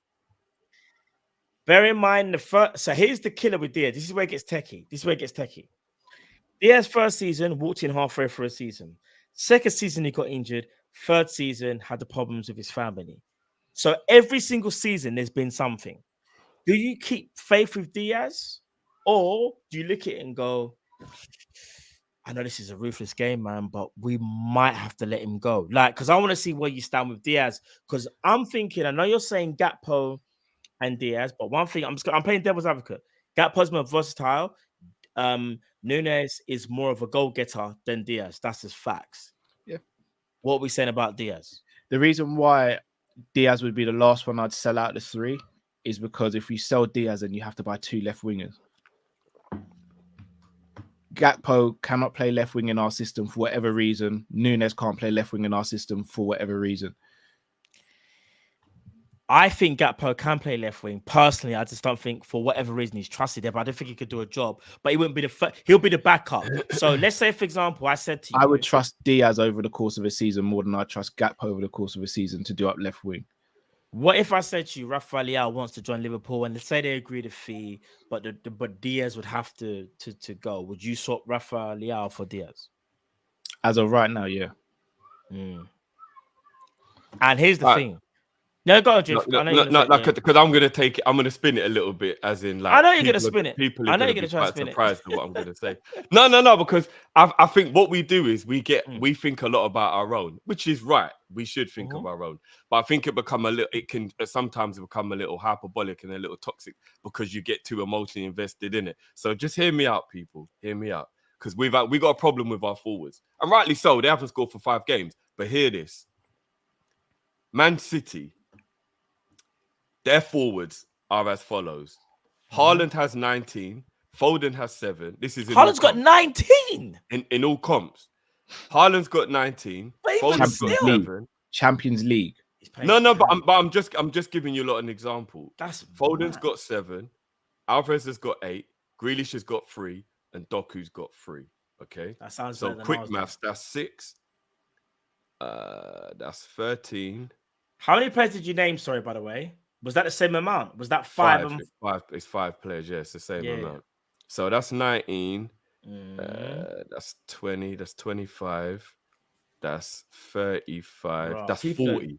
So Man City have got 40. Man City's forwards have got 40 goals. Liverpool's forwards have got 40 goals in it because we worked it out earlier. So Man City now translated to the Prem. Both of our forwards have got the exact same. Translated to the Prem. It doesn't actually tell me which competition. You know why? Because we don't want that competition. No, I'm just in transfer. I think they scored more than Prem. Because goals. I don't know if somebody can be asked to work it out how you split it up. It's just transfer market. No. I could. Let me ask a question. Hold on. Let me just finish. And now Arsenal, who are other competitors, Saka's got 8, Martinelli's got 4, Jesus has got 7, Trossard has got 6. And Ketty has got 6. If I work that out in total, that's 12. That's 20. 31. Arsenal's forwards have got 31 goals in all comps. That's 9 less than Man City and Liverpool. 9's quite a big amount. So, okay, you lot are going to say they're playing Champions League and we're playing Europa. I get that argument as well. I do. But the point still remains. We're really angry and pissed off at our forwards and like acting like it is a real issue. And our forwards have outgunned Arsenal, regardless of the competition, and they're on par with Man City's. And Haaland has half of Man City's goals. So if you take away what we know is the goal machine in Haaland, they've literally... But you can't do that. No, but the point I'm making is... Can't take away Salah. As bad as we actually think it is when statistically we're not even worse off than the 2 people we're competing. Because we're the ones missing the most chances. Well... I mean, I think Haaland's top of the most missed chances, but I mean, overall, I don't know if he is. No, I think it's him, then Watkins, and then Nunes. I think that's the top 3 in terms of big chances. In terms of minutes per chance, it's definitely Nunes. Yeah, but that's a big thing because it is what it is. Like, how many chances he might have missed less if he played more. We don't know. So I'm just saying. We keep on using Haaland saying that he's missing chances, but he's also scoring goals. Haaland bags though. I'm not. I wasn't talking about that. I'm just saying in general. He's a gunman. I know he is. But Cal said, "Aren't Liverpool top?" And I'm like, no, it's actually Haaland who's top of the missed chances. It's not a Liverpool player. But the point is our attack as bad as we think it is if we are level with City and we have more goals than Arsenal? Are we getting a bit hyperbolic because we're annoyed because we watch Liverpool every week? Like, I'm just asking. Do you know what I mean? Like, I think you look at the amount of chances we create and the amount of chances we miss, and no, we're not being hyperbolic. But I don't know how many chances and missed Arsenal and City have to level it out. I said it before. Like, so big chances created. City create more big chances. Whereas shots, Liverpool have had the most shots. I understand what Drift means, but do you know what it is? The way how we're designed. We need our forwards to eat, bro. No, I know we do. But I'm just saying, we need them to eat. sometimes I think maybe you can get a little bit caught up in your own smoke, and maybe if you look around, you start realizing it's not as bad as you think it is. I get you, And that's mate. all. No, Do you get what I mean? And that. again, I'm not even trying to I be hear that. disingenuous. I hear that. Arsenal's Champions League group, and Man City's Champions League group, it's in the Champions League, but they were playing Europa League group games. Like, again, just to add a bit of context, if it was Newcastle now in a difficult group, let's be honest, Man U, Arsenal, and Man City's groups look like Europa League games. What were from their Bayern groups? Munich Who and were Man their United. groups? Let me get their group quickly. Arsenal's Champions League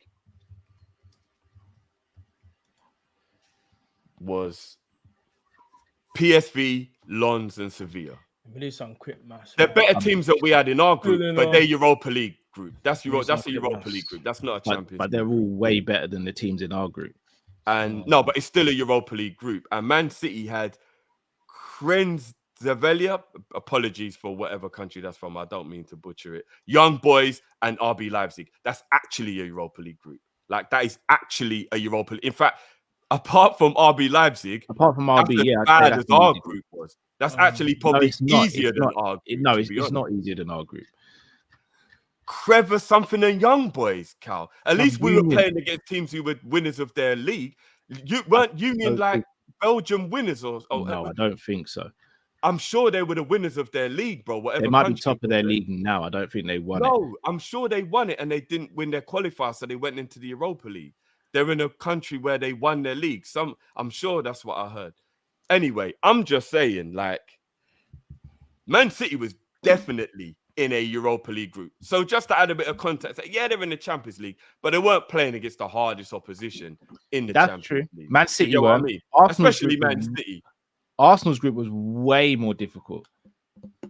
Yeah, it was a more difficult group, but I still call that a Europa League group. Sevilla were like 11th in their league or something like that at the moment. They're not doing well at all, and you know, it's still. So I'm just saying, no, they are, but I'm just saying it isn't like the opposition they're playing against is like Newcastle, where it's like Paris Saint-Germain, AC Milan. You could be like, yeah, like, so the discrepancy between the competitions isn't even that great to be like, oh, well, Man City have got the same amount of goals as Liverpool, but Liverpool playing Europa League because Man City's group was a Europa League group.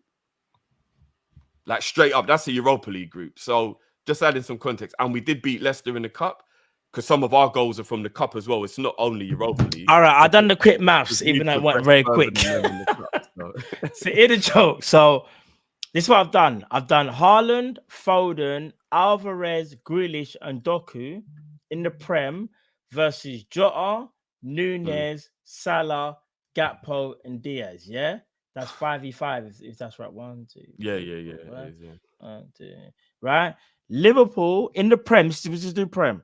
Liverpool have 24 goals. City have 27. So City have only scored 3 more goals than us. And they've got the phenomenon called Haaland in the same competition. So is our attack that bad, guys? I'm not saying our attack's terrible, Drift. And our attack just went 5 games without scoring. So what would that stat have been before that match? You know what I mean? If you go back, so here's my argument. Here's my argument. We would have been better. But here's my argument. It sounds good, but we've dropped because we've. So imagine this now. That's form, not talent. No, but we've obviously dropped off. Yeah, like you said, the front line's not balanced. Like 5-6 games, like. Because arguably we was obviously winning that race and scoring the most goals in the forward line, but it's now just kind of settled now. Man City now catching us up. Now it's still good starting well, but you got to finish well. And I think that's where the problem is, because what the whole issue is, we're saying right now, Liverpool's attacking front line. Yes, it's done well up to a point, but now it's like we're just frozen. And it's like, we're not doing anything. So even though, yes, we scored 24 goals, Man City scored 27, Man City are adding to that total. We're not adding to that total other than Salah's 1 goal to make it 200, yeah? So the whole thing is this. We need to improve our front line. Yes, the front line have done well to this point, but we still need to do better, as good as we are doing. And I think that's... Of course. And I think This does have to Because be numbers based can on be misleading talent. as well. Numbers can be misleading. They can be. No, they can be, but it does 'Cause you have to got be based on penalties talent. and all them thing there. And, you know It what I'm can't saying? only be based on form. It does have to be based on talent because form Yeah. can come and go. Talent is more whether the player is good enough to like keep faith in him or whether he should be at the club, etc., etc. So the point I'm just making is our forward line is good. And I think everybody sat here in agreement, even rival fans at the beginning of the season, Liverpool's got the best attack talent-wise. Everybody agreed on it. Rivals and Liverpool fans. Funny you say that. Big up Sai. Big up I Sai. said Man City. I did say Man City. Listen. I Sorry, said Man guys. City. Just quickly. Big up Sai. See, watching the show. Big up Sai, our brethren. He goes, neutrals generally consider Liverpool to have the best collection of forwards in the league. Thank you. That's what he just said. But I think that's on paper. On paper, I'd agree with that. Remember, we had the argument. Big up but Sai, on paper is what we were talking about until you bring in form, because paper is, are the players good enough to be at the club? Because remember, but the paper's only paper, innit? We got to talk about what's forward happening. line good enough? And until 5 games ago, when the forwards started to misfire and lose their form, nobody disagreed, apart from maybe Cal, that Liverpool had the best forward line in the league.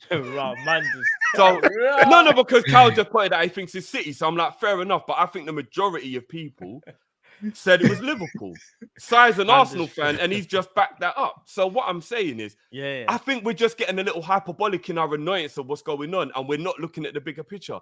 Our forward line ain't worse than anyone else's. No, on form. Just quickly, Matt, because Arsenal were top of the league. I know it might take you a bit. If it's going to take long, then allow it. What's Arsenal's Premier League goals compared to Liverpool and Man City? You lot get into another debate while I go and bring out their numbers. All jokes aside, is our front line balanced? Do you think our front line's balanced? I think our front line keeps on being compared to the best front line we've ever had. No, I've never once mentioned Mane or Firmino. But we do it subconsciously without realizing. We were used to the best front three ever. No, but I'm not. Is our attack balanced? I think Nunes, Diaz, and Salah is balanced if the players are in form. I do, yes. And I ask you, or Jota, Diaz, and Salah. How often has Nunes been on form since he's joined Liverpool? Martinelli, innit? All right, well, then swap Nunes for Jota. I think Jota, Diaz, and Salah is balanced. How often has Gakpo been on form since he's been playing for Liverpool? Martinelli. He was on form at the back end of the season, but he only came in January. For a few games. How often has more than that, bro? That's a bit disingenuous. Gakpo was good at the end of last season. It was more than just 3 games. How often has Diaz been on form for Liverpool since he's been at Liverpool? Before the injury, he was firing, and then after the injury, it's been very stop-start. That's my point. And on paper, it looks great, but when you actually look at these players and how they play, etc., it ain't balanced. We are heavily skewed towards having 3 forwards, 3 strikers, effectively, and only 2 wingers. We have 2 wingers, 2 out-and-out wingers. So when things aren't going right, things aren't going right with Diaz, we suffer. No, I'm not even disagreeing what you're saying. I just think perfection's not possible. So are we just getting a little bit annoyed at something that's not even as bad as we think it is? I'm not asking for perfection. I think everyone does this. When I say we're not balanced, everyone says you can't ask for perfection. I'm not asking for perfection. I'm asking for 6 forwards who can play their positions. I'm not saying it's got to be Mbappe and Cravo for the left wing. I'm not saying it's got to be Salah and Saka for the right, and it's got to be Haaland and Lewandowski for the middle. Like, that's perfection, or Haaland and Kane. I'm saying in the time that Salah's been here, we've only had Shaqiri, who's been a quote-unquote deputy for his position. That's not balanced. In the time Mane was here, we never had anyone. Never had anyone. We used to. I've got the statistics out there. We used to push Origi out there. We haven't got enough balance. I'm not gonna lie. But in the first 11, Cal, there's balance. In the squad, I agree with you. But in the first 11, Diaz, Jota, and Salah is a balanced front 3. It is, bro. No, it is. But how often do those guys get on the pitch? And sorry, guys. I've got the statistics. Yeah. Arsenal's 5. Jesus has 3. Saka has 5. This is the Prem. We're just doing Prem. So Jesus has 3. Saka has 5. Martinelli has 2. Trossard has 3. And Nketiah has 5. They have a grand total of 18. And Nketiah is their second top goal scorer. No, But it's a the joint person goal who scorer. Arsenal, He oh, joined joint with top, Saka with 5. and that's the player that Arsenal fans don't even want at the club. So So they got again, 18 and does we've that got not- 24. City have got 27 or something, yeah? So guys, and I'm not doing that. I told you so or thing. I'm just trying to just add a bit. That's what they got. Arsenal were top of the league, and their front line isn't as good as ours. Is our front line actually as bad as we think it is? I don't think it is. Here's the argument now. How many The chances? reason why I still think there's a big argument, if the No, big but how chance, you keep on changing that? Let's just if look at the big- no, but numbers bro, for what if the they big are, chance- bro. No, the big but chance that is the argument. Attackers, there's a problem. Arsenal are winning games by a bit like us. Remember, Declan Rice has scored a few winners. Remember, Declan Rice has scored, I think, 2. Last minute winner Man at United Luton, last minute winner and at Man United. Yeah, yeah, and then you got Havertz as well. he So, scored last minute against Brentford. Yeah, so like I'm saying, so the big their midfielders are chances. chipping in. No, but the big chances are falling to players that are scoring. The big chances are falling for our players that aren't scoring. So I know it does and are look meant to be scoring. yeah, so it does look skewed in terms of like, well, the strikers are doing what they're supposed to be doing, right? Because we're second joint. So is that strikers not in a it. problem, though, Matt? Wouldn't you be more annoyed if your forwards weren't getting chances? I know missing chances is very frustrating. No, but if they're you're getting saying the chances, they're Arsenal's not big scoring. chances You are don't even falling you understand what I'm to saying? their So, midfielders rather than No, their no. attackers, No, no. wouldn't you be a bit worried about that? then? No, bro. The big chances right now, but this is just by design, by the way. Big chances are falling to our attackers more so than our midfielders. Even a Trent has been a game winner. So they're falling more to our forwards.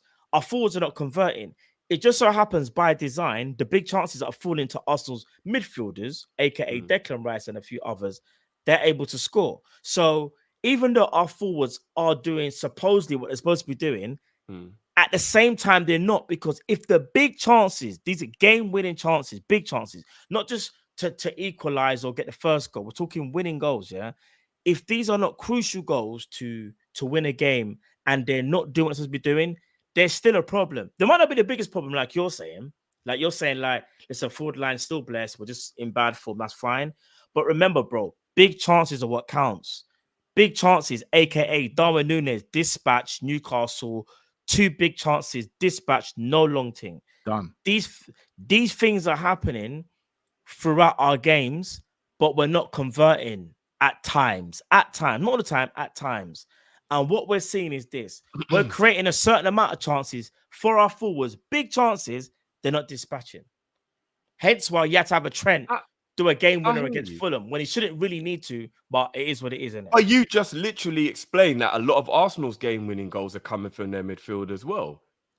But they're also No, my argument is the their big strikers chances more- are just by design are falling to their midfielders. The big chances by design, how I'm seeing it, are falling to our strikers. Yeah, and, So and that's why I ask you, is that not a little bit of a problem if you're an Arsenal fan then? Our team isn't even It's not about designed in us, a it's way about to get Liverpool, our bro. It's not about, strikers forget to pick Arsenal, up. it's about us. It's about us. No, but I'm using Arsenal, Man City in the conversation because if we think our attack is so bad and then we're looking at theirs and we've got the same goals as City and we scored more than Arsenal, just the attack, then how bad? And if I know what you lot are saying, They're about not the big relying on chances, their attack to win them games. We are. but I think that you lot are overly analyzing the big chances missed, and that's what's maybe getting you more angry at the scenario rather than just thinking about it as an overall. We've got 7 goals more than Arsenal, attack versus attack, and our attack hasn't scored for 5 games, and we've still got 7 goals more than their attack. Because our team is set up to have our attackers score. So you're telling me Arsenal's team is not set up for Martinelli, Saka, and Jesus to be goal scorers? Not Come on, guys, let's not do So that. what about No. Odegaard? What about Odegaard and Havertz then? Are they just Odegaard and Hazard are designed to get involved, yes. But Saka and Martinelli especially are You're missing my designed to be point, their man. goal scorers. So who are Big meant to be chance. our And goal Martinelli's scorers? got 2 goals. No, but big chances. You know, my whole thing is this, guys. Hear They what I'm are about to more say to you, bro. efficient than us, Drift. I just Big keep hearing the big chances chances. Because we're So missing. shouldn't the Arsenal ball. be more winning. upset that they're not creating as many big chances then? Should What if that they're not be winning more games upsetting still? then? My key But we're phrase still was winning games, guys. bruv, my key phrase in that whole thing was by design. Just by How many design. games have we won? Am I Bro, crazy here? We've won a lot of games this season. By design, Arsenal midfielders, their big chances are falling to their midfielders. By design, it's falling to our forwards. Their midfielders happen to be scoring goals. Our attackers don't happen to be scoring goals. So even though on paper, yes, we can do attack for attack, but we know football don't work like that. Do you get what I'm trying to say? Because we could score however many goals, but if the defense is leaking, then it's still unbalanced. We've always been a team that's a little bit unbalanced, if we're being honest. We've always been a bit top heavy. You know, we know this already.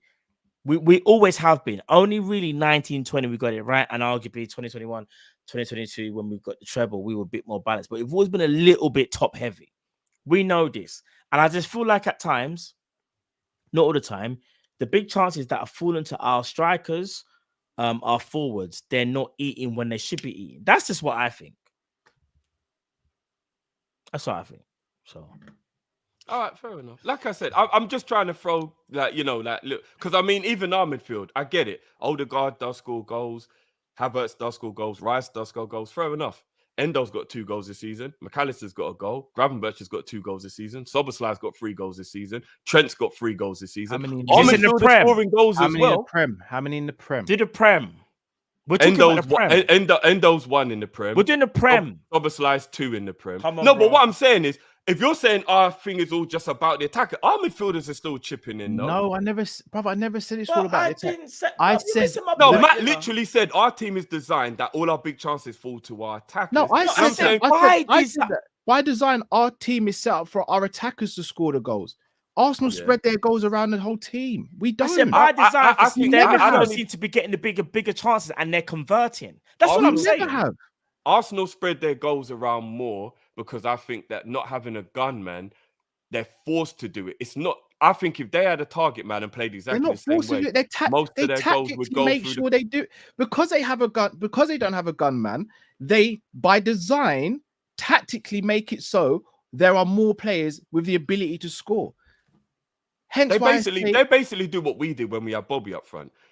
Jesus facilitates, and it's meant to be Martinelli and Saka that get the goals. And last season it was no. Shall I right. tell you why it's different? Martinelli and I would say Saka I were would both say- in double figures last season, I and would then say there they was an play odd goal different. spread They play around different to Arsenal. Odegaard. Completely different. Odegaard, Martinelli, and Saka were their goal scorers They last play season, different to us, and you know, bro. Jesus was facilitating. And So we I only think that had he to- plays very it's similar not to the- how we it's did not- with it's when we had not- Bobby and it's not- Mane. It's not. We never played with an 8/10, a goal scoring midfielder. Odegaard. Genie, Flacco, and Hendo were never goal We scoring. never had an Odegaard in our team, bro. Yeah, They yeah, play it's a differently. little bit. It's a little bit. Our different, creativity came but from our it's still fullbacks. similar. Their creativity don't come from their fullbacks. It's Agreed. not exactly the same, but it's still It's similar. not even close. It's False completely nine. different, bro.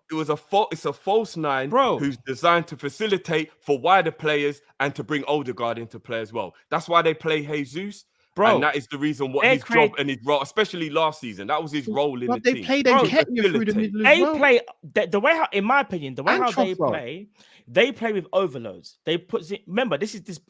They put Zinchenko into midfield, and not only that, Odegaard is, in my opinion, I've said it before, is the brain of their team, is the hub. Him and Zinchenko he are the is, two yeah. people that link up the two play. The creativity comes from them, and not only that, Odegaard is a goal scoring midfielder. Liverpool over the years, in my opinion, have always done Robertson and Trent.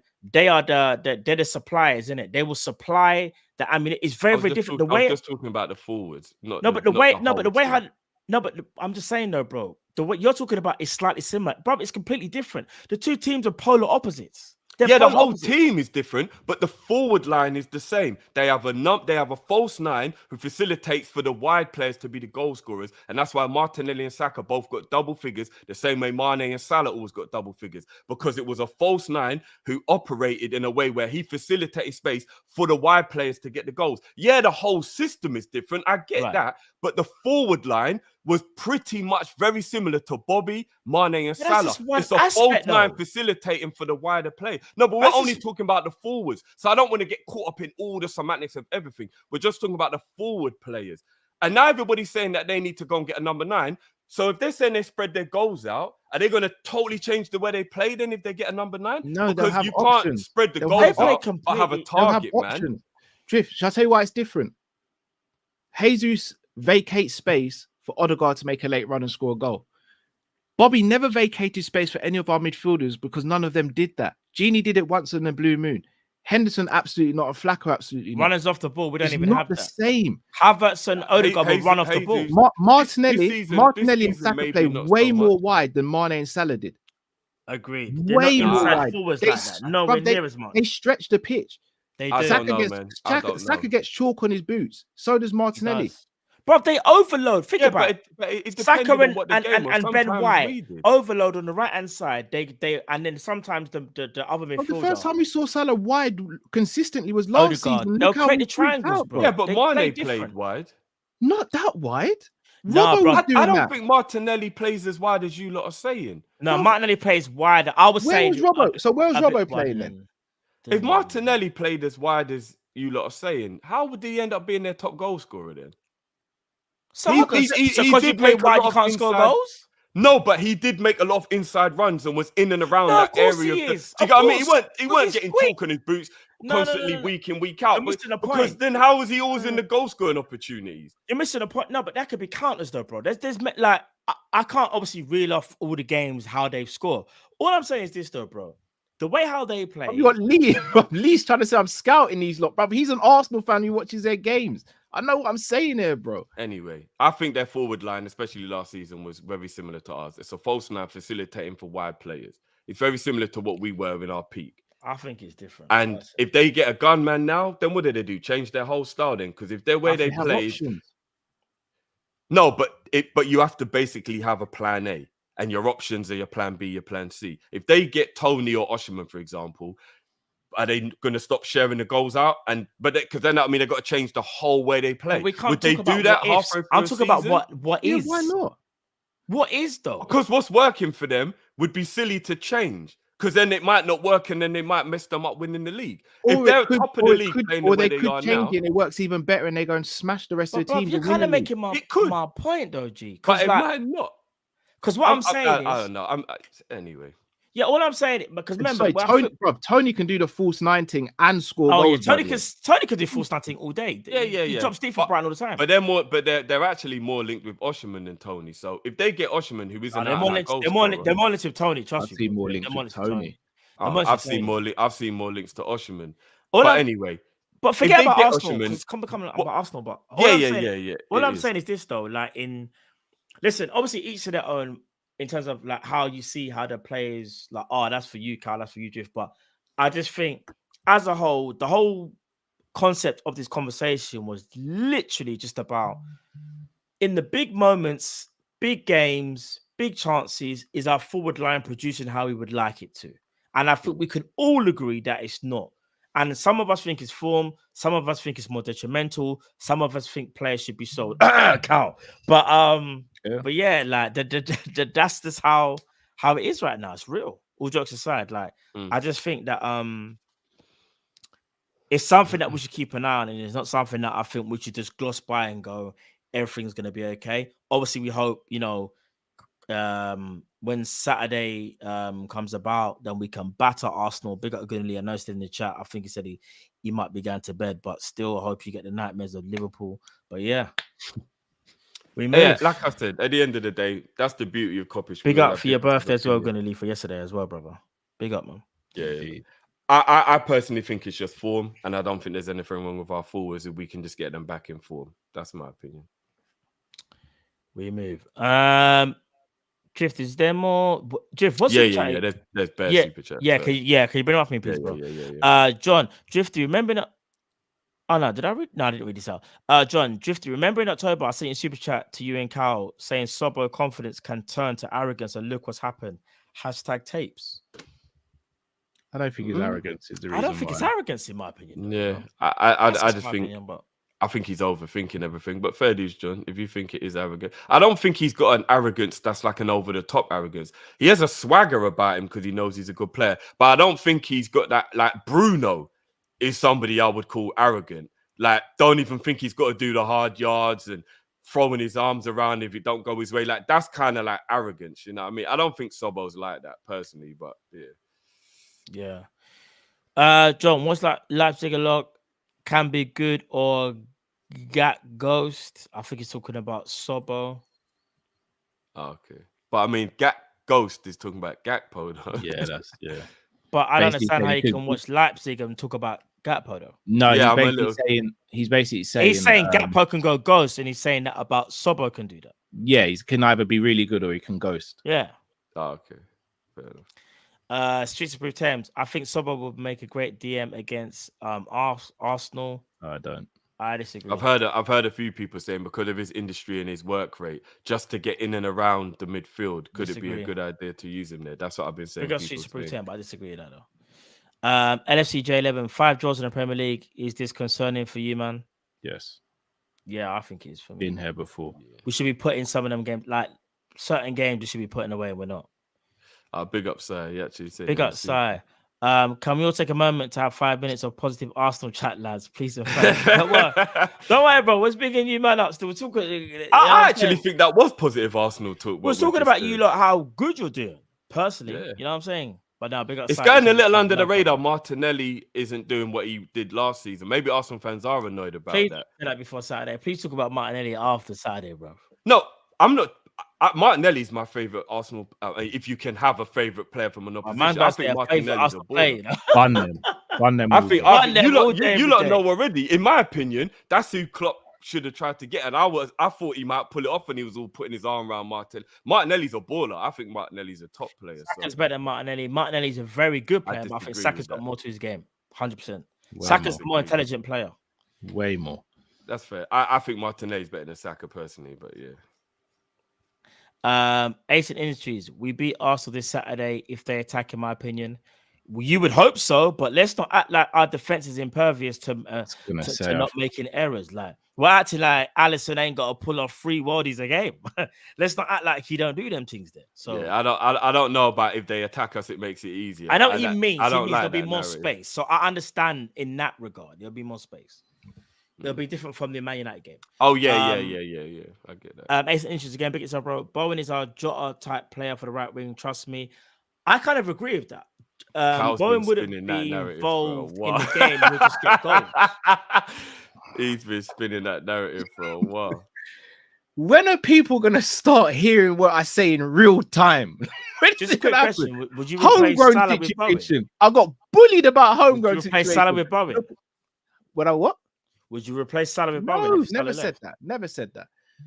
You know my energy. I wanted Bowen to come while we had Salah. Would you take Kubo or would you? Yeah, pause. Would you take Kubo or Johan Bakayoko or Bowen for the right wing? Out of the 3, if I want to win now, Bowen. If I want long term, either Bakayoko or Kubo. Does the way Bowen play help the way we play? Do you think? He's clinical. Bowen is off the ball. You know what it is about Bowen? He is a shoulder winger, and we don't use our right he's side an off of the the ball field merchant. in that way, so he'll get output though. Bowen will get output. He'll get output. But I'm just thinking the way you know, because of the way our team is designed, Mo is a lot more gets involved rather than just making off the shoulder runs. But Bowen is a lot more of an older off the shoulder runner. So could it kind of interrupt the way we play if Bowen? Maybe not, because Diaz likes to get on the ball a lot. So Bowen could be the more output merchant if we're going by how the. But then that means the creativity has to come from the left, and we all know it comes from the right in our team. But then Diaz around. Yeah, you have to swap, I guess. So Trent would have to play on the other side? No. Trent's in midfield, bro. Trent goes in midfield. I'm done with the brother at right back. No, but even if he was in midfield, then that would mean you'd have to play him left side of midfield, not right side of midfield. You wouldn't, of course not. Why would you change that? Just change the patterns of play, bro. I'm just asking because our patterns are regiment. No, I'm just saying the way we're designed is Szobo and Trent and Mo have a chemistry of the way they work. And I'm saying if Bowen stops being involved and just always wants to make the runs, then you break down the chemistry of how we do our creative work. So I'm saying, would Bowen actually work as well as people think like Bowen has just got no link-up play. Like Bowen can link up. I'm not saying he's got none, but he's definitely nowhere near as good as Mo with his link-up. No, but what I am... No, but his run... The reason why someone said he's like Jota, which is so true, his off-the-ball movement is actually exceptional. That's one thing that's kind of makes... That is his game. His off-the-ball work is his game, in my opinion. That can work. It's just a slight Jota tweak. comparison is brilliant because you see how Jota usually will just beat maybe one man and then slot it. That's Bowen. Bowen's not going to try and beat 6-7 man and score like a pretty... brother, he'll shift it, beat one man, and he'll wrap it. I don't care about all these step-over guys and... Bruv, get the ball in the back. No, it doesn't need to be like that. It don't need to be like that. I'm still a little skeptical whether Bowen is good enough to be Liverpool. I swear to God, it worked, bro. It worked. Man called you a futsal merchant. As you said that, I'm checking Bowen's stats. You lot know what I'm like. I don't care. Like the frills and the fancy stuff. That's the icing on the cake. I like to actually have the cake. What's there. Bowie's first name again? Jared. Jared. Rugged, bruv. I like that. Bruv. Jared. Working man's name, bruv. Jared. It's a working man's name. All right, quick question, Ali. Oh, you know what, guys? I'm gonna be honest. Kyle might be onto something, bro. Yeah, talk Since it. when has Bowen? No. Talk Big it, man man. thing. Say it loud. Since when has Bowen got 10 in the league? Yeah, bro? thank you, man. Them need to start respecting me, bruv. Sick of it now. He's sick got of it. I'm 10 gonna in the start getting league. really arrogant with it. I might start wearing hats with flowers on it. That's how arrogant I'm gonna start getting about it. Yeah, but you got to remember, West Ham play very different to Liverpool. So what I'm saying is, would Bowen still be as effective in Liverpool's team as he is in West Ham? How old is Bowen? 10 26. Prem goals He's for West Ham, 26. bro. He's now or never, though. He's 26. He's now or never. I think he's a good player. I'm just saying, would it work as well in our team? We don't play the same way. How many did he get last season, man? In the Prem or overall? Over any you want, bro. Any you want. Okay, so overall, no, great. He had a bit of a overall got 13, only 6 in the league. But the year before, the one you're speaking of, he got 18 overall and he got 12 in the league. Okay.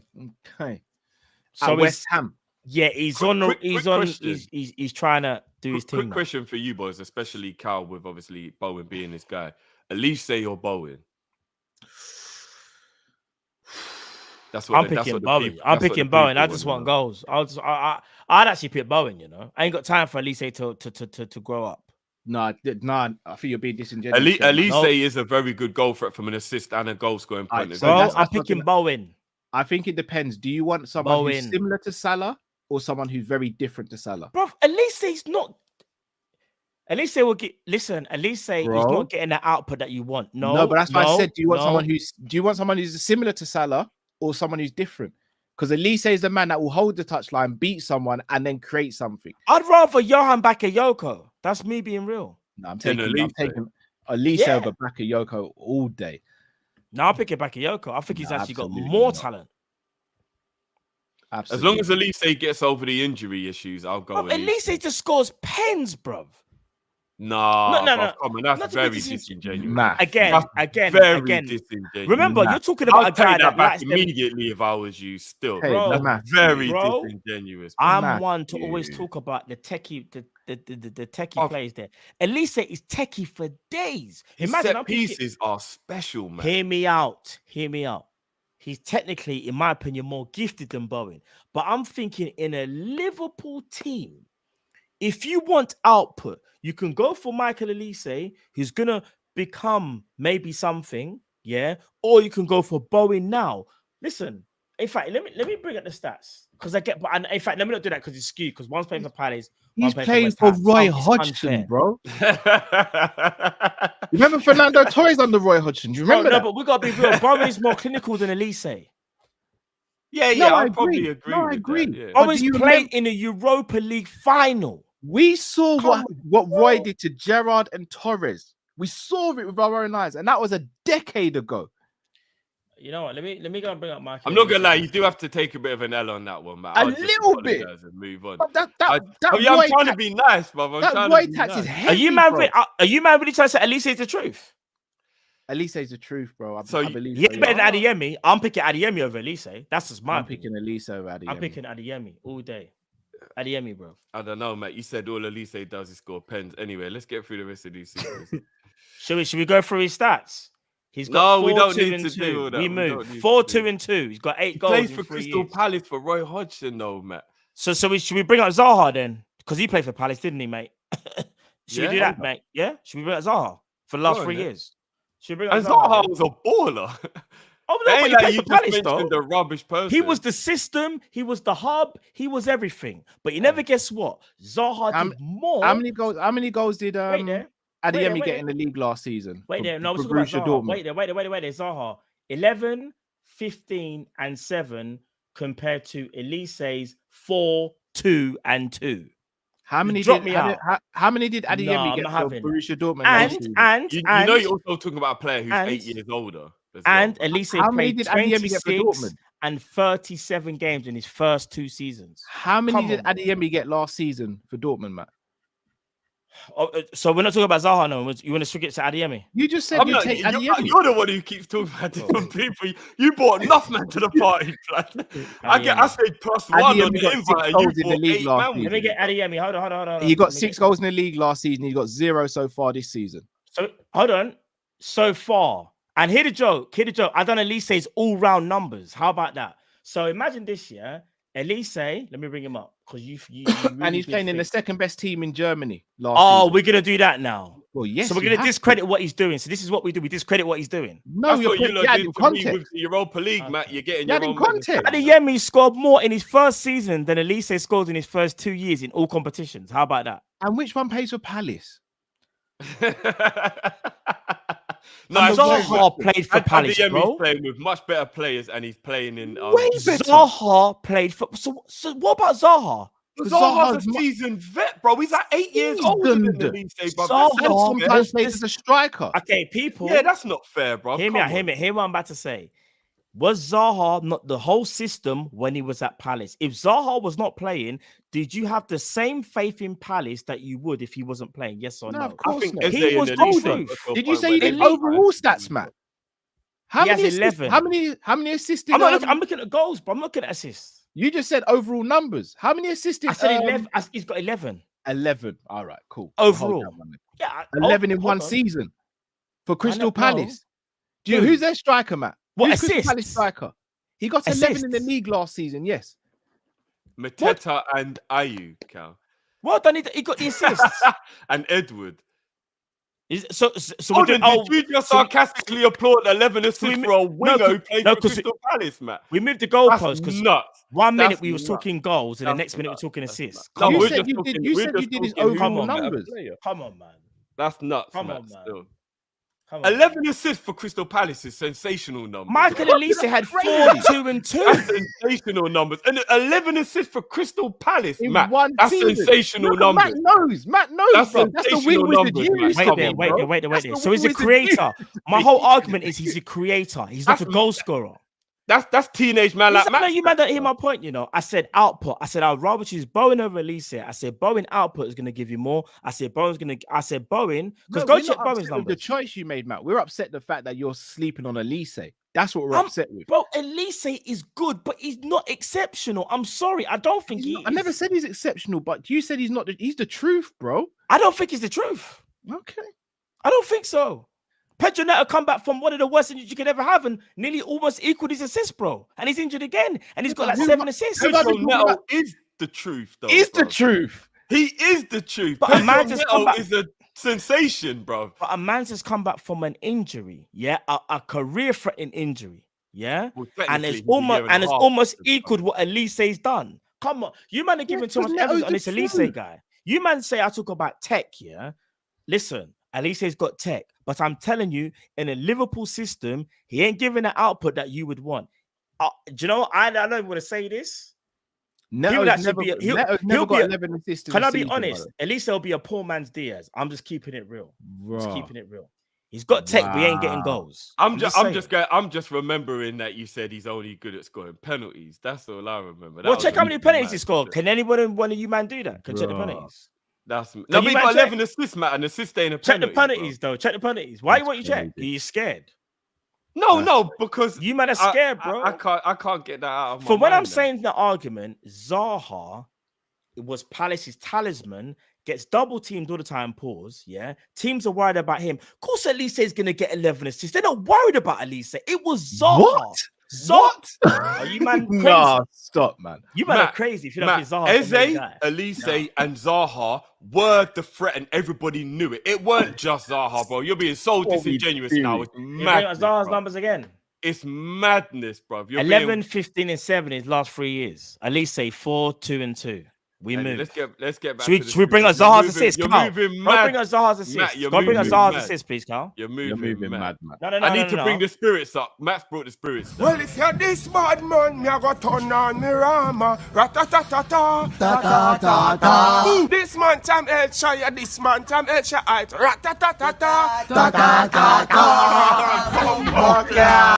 I think a good takeaway from this episode is, remember, the more you fuck around, the more you're going to find out. I'm sorry, fully disagree with everything that you man said. Never If in you man Zaha's think- career at Crystal Palace has he got 11 assists in a season. But I said, how many assists did he get In his best season, for his last 3 years? last 3 So, years, year after 2, year after year. he got 2, 1, Mhm. and 2.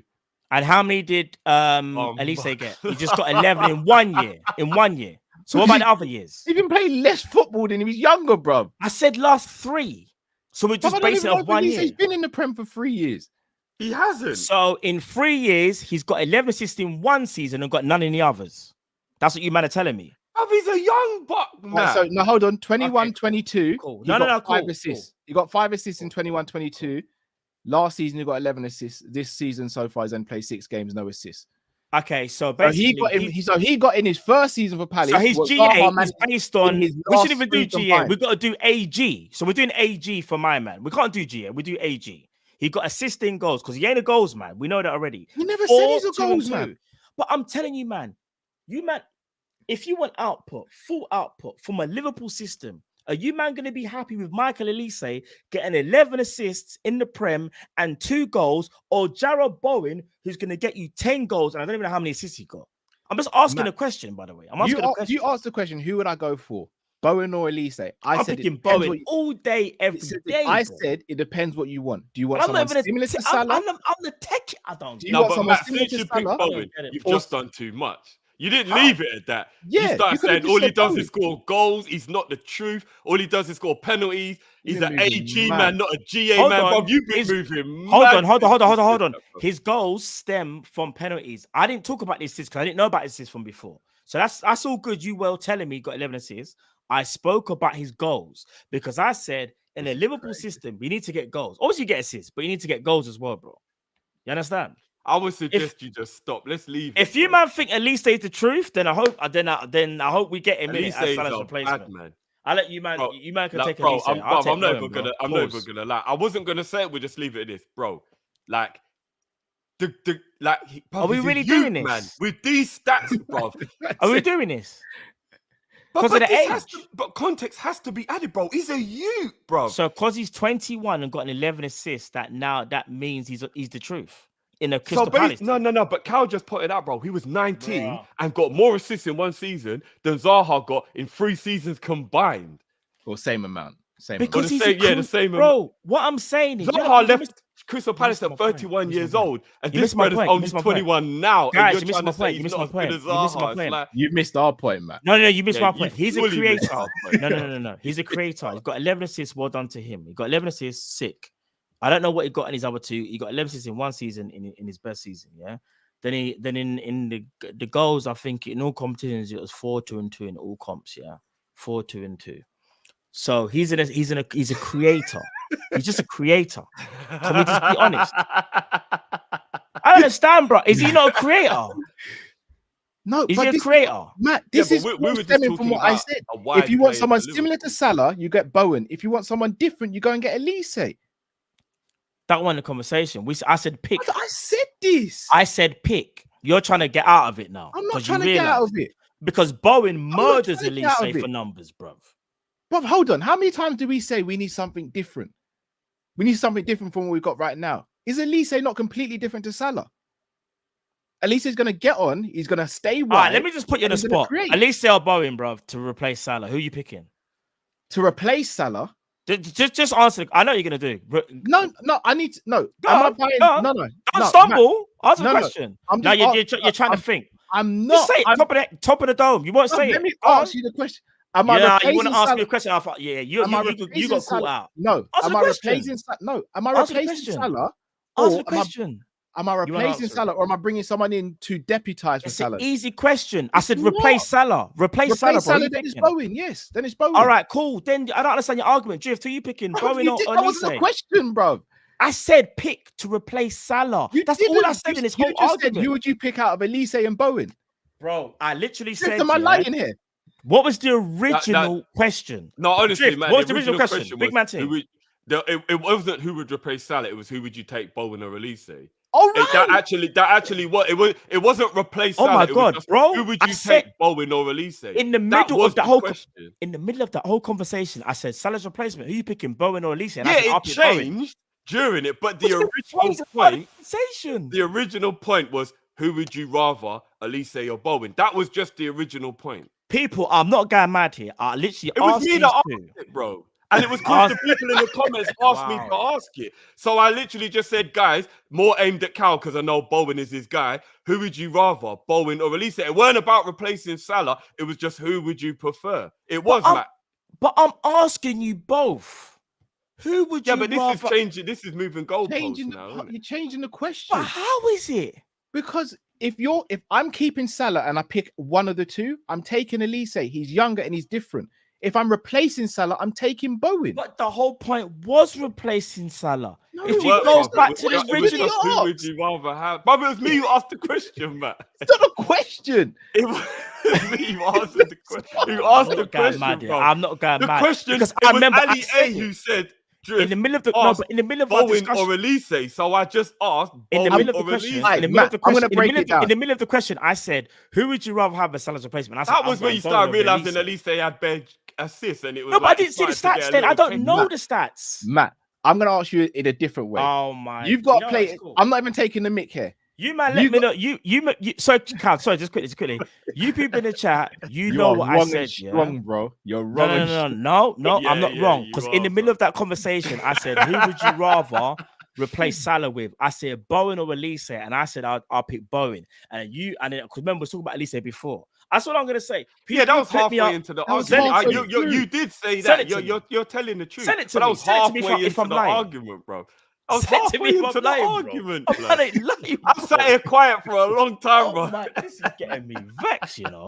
Let's just move on, bro. Let's just Innit? move But on. yeah, apparently, in fact, Cal did say he would pick Bowen over To replace.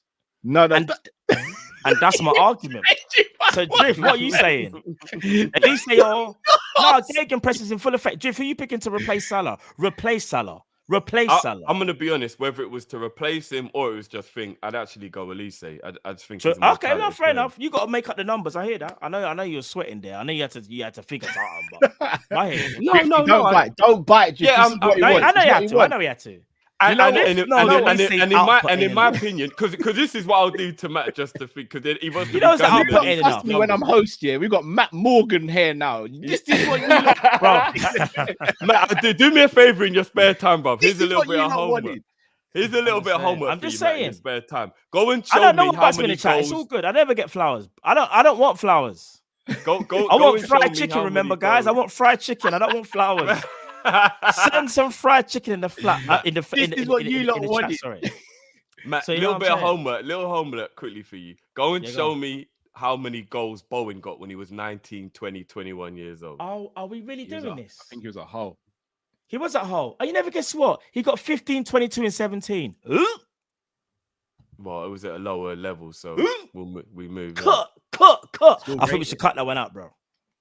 No, that is good. That is You good. But thought you was counter it press. at a lower Counter level. press the counter press, bro. No, I was Counter-press me, brother. actually just taking the piss. Cool, you lacking there, Drift. I can't lie, bro. I was just Come on. taking the piss.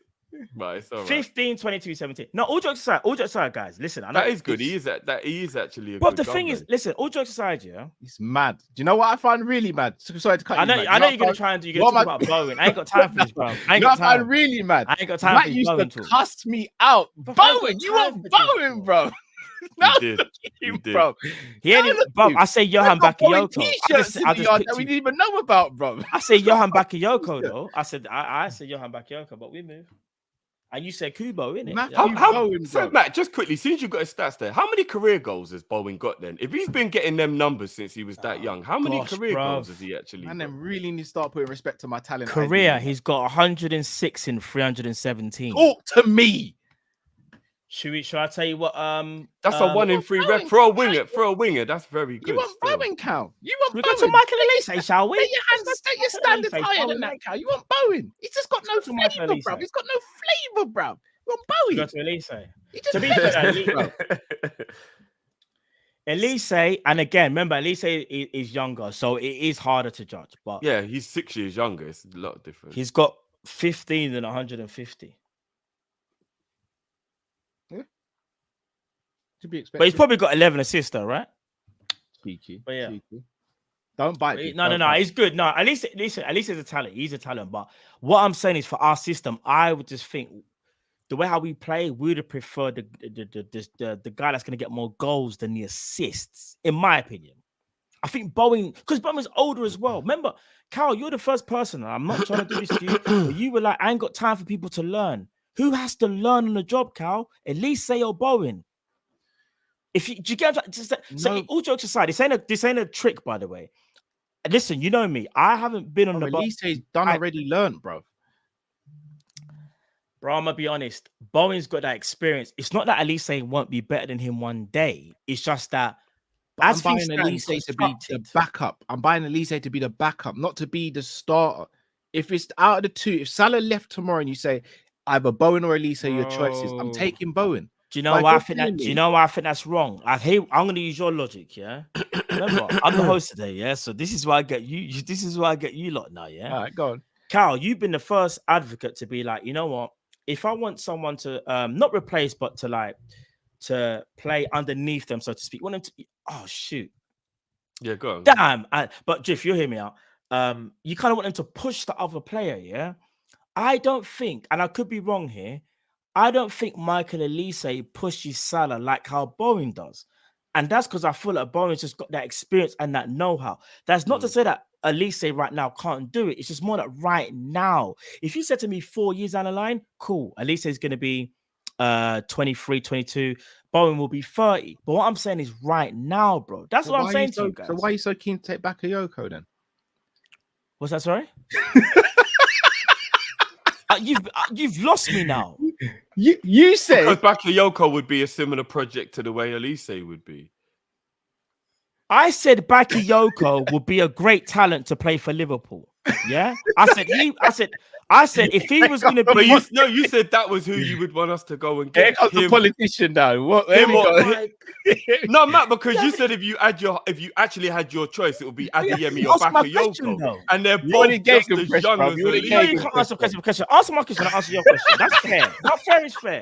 All fair is fair. Love and war. But you ain't answer my question, though, big man. You understand? You ain't answered it. You ain't answered it. You think you can get out of it? Yeah? The counter press was amazing. No. Your counter press was nearly there. You nearly got me. But flip, he's gone. But no, all jokes aside, though, yeah. I'll get onto the Johan Bakayoko, so that's fine. But in terms of the output, who we would go for right now, just quickly. Surely you would pick a Bowen, Cal, over Bowen for output, yeah. If it's just thingy, then 100%. And you know what? The more I'm thinking about, because you don't argue so much, I'm getting a chance to think about it. There's no argument, we're just having a discussion. No, obviously I know it's jokey, but I think Bowen would be better at the pressing than Elise as well. So I'm slightly thinking maybe I'll Bowen agree with that. Would be the better signing because but what Elise about output though? No, but even putting aside the output, just thinking about the system, Bowen would press way better than Elise would. So maybe Bowen would fit the system. Yeah, but I think Elise is a better player than Bowen. Do you I know think what I mean? Elise is or more maybe talented. Bowen would fit the system better. Yeah. Like, all right, here's what I'll say. Elise is more naturally talented, but Bowen is more effective as things stand right now, and you could only go by. Like, it's not even. Because Bowen is an output merchant. In a weird way, I'm proud of Matt tonight. I'm here. Don't do that, bro. I'm proud of him, bro. No, I've heard Matt just use the phrase, he may be more talented, but output. I'm proud of you, bro. I'm so proud of you, bro. It's only taken 4.5 years. It's only taken 4.5 years of but I'm flipping proud of you, bro. Listen, I don't want your praise right now. This ain't the time. I'm proud, bro. Matt said, I don't care about tech. I want output. Never did I think I'd hear that phrase, bro. Let's say tomorrow. Not from the wing wizard. Not from the wizard, bro. Not from Michael Elise himself. You know what I'm saying, bro? Not from I'd be Salah's backup right now, bro. Let me land. Because I know when Elise is playing ball, Matt is seeing Elise in himself. He's like, he's not ball out like this. Matt and Robin. Not Matt and Robin, bro. Never did. Oh, man. Listen, all I'm saying is this, yeah. I rate both players. All I'm saying is, if there was an argument to say who was more Liverpool made right now, in my opinion, it would be Bowen. Not saying Elise can't be better than him, but I'm saying like today, for example, not 2 years or a year. I'm just saying today. That's all it is, in my opinion. But It I would hear be what you. cheaper to get Elise. But I hear what West you Ham lot are would saying. want Though. about 80 mil for Bowen. Yeah, they probably would, to be fair. All right, let's move on. Yeah, Drift, you had to bring up the rest. Yeah, bring up the rest. Ty, Joe seems to play with himself. He has a confidence issue and doesn't try to impose himself on the game anymore. He ponders and second guesses himself too much. Big up Ty. So I'm after speed. Hold on, Freeze. We got a lot was of my super chats. thing on ×2 there, or was Matt just spitting real? No, that's just me, gangster bro. bars? Nah, it's me still. It's me. For a minute there, I thought my thing sped up. I was like, what the Man fuck? said, no, that's just me, bro. Yeah. AJ, the system needs to two destroyers and one controller. Big at itself, AJ. So I'm gonna have to speak because we got a lot of super chats. Apologies. I actually see the truth in that still. I do. Ty or even Jones in the 10. I disagree with that. I'd rather Szobo in the 10 personally, or even a Harvey Elliott. He's not decisive enough to play 10. But I just think Jones holds onto the ball too much, whereas Elliott and Szobo would execute the pass quicker. Yeah, decisive. Agreed. Ty, isn't this the point where we play double pivot with Szobo in the 10 and Trent alongside Endo in the Alonso role? 0809 vibes. I'm off. I said this as well, bro. I hear you. I'm sneezing because of all the flowers around me. LTAB says, in my head, we were always going to beat Man United and draw with Arsenal. So if it's reversed, it'll better be because 2 points clear. Let's use man as a motivation. Look at yourself, LTAB. Hopefully you're right, bro. I hope so, bro. Jamrock, Cal, we lost to City 2-1 with a 1 point lead. Won the next 2, still leading the league. Then drew the next 6, lost the league. City lost 4 games. Yeah, I know. That year they beat us by 1 point. Yeah, but who said history repeats itself though? Because I don't think City's doing that this season. Mo, who? Weefa is a DM who plays in. I don't even know about Weefa, blood. Weefa 20 mil. Tadiba, I do know about him. He plays for Nice. I think it is 45 million. He's a centre back. Apenda swap with Nunes. Apenda's good, doing well. But I wouldn't swap with Nunes. More. I need to see more. Yeah, I think it's too early for them type of shots there. Tekka NBA says, are we playing to D9 strengths? We slow to feed him. I agree with that sometimes. We're not. I don't think we are. I don't think we can though, because his strengths are running in behind and teams don't give us that option because teams usually play low against us. Yeah. No, I agree. Ty, Mbappe on a free, Haaland wages easily doable. I mean, listen, man. For who? You forget our owners are Ty or Ty?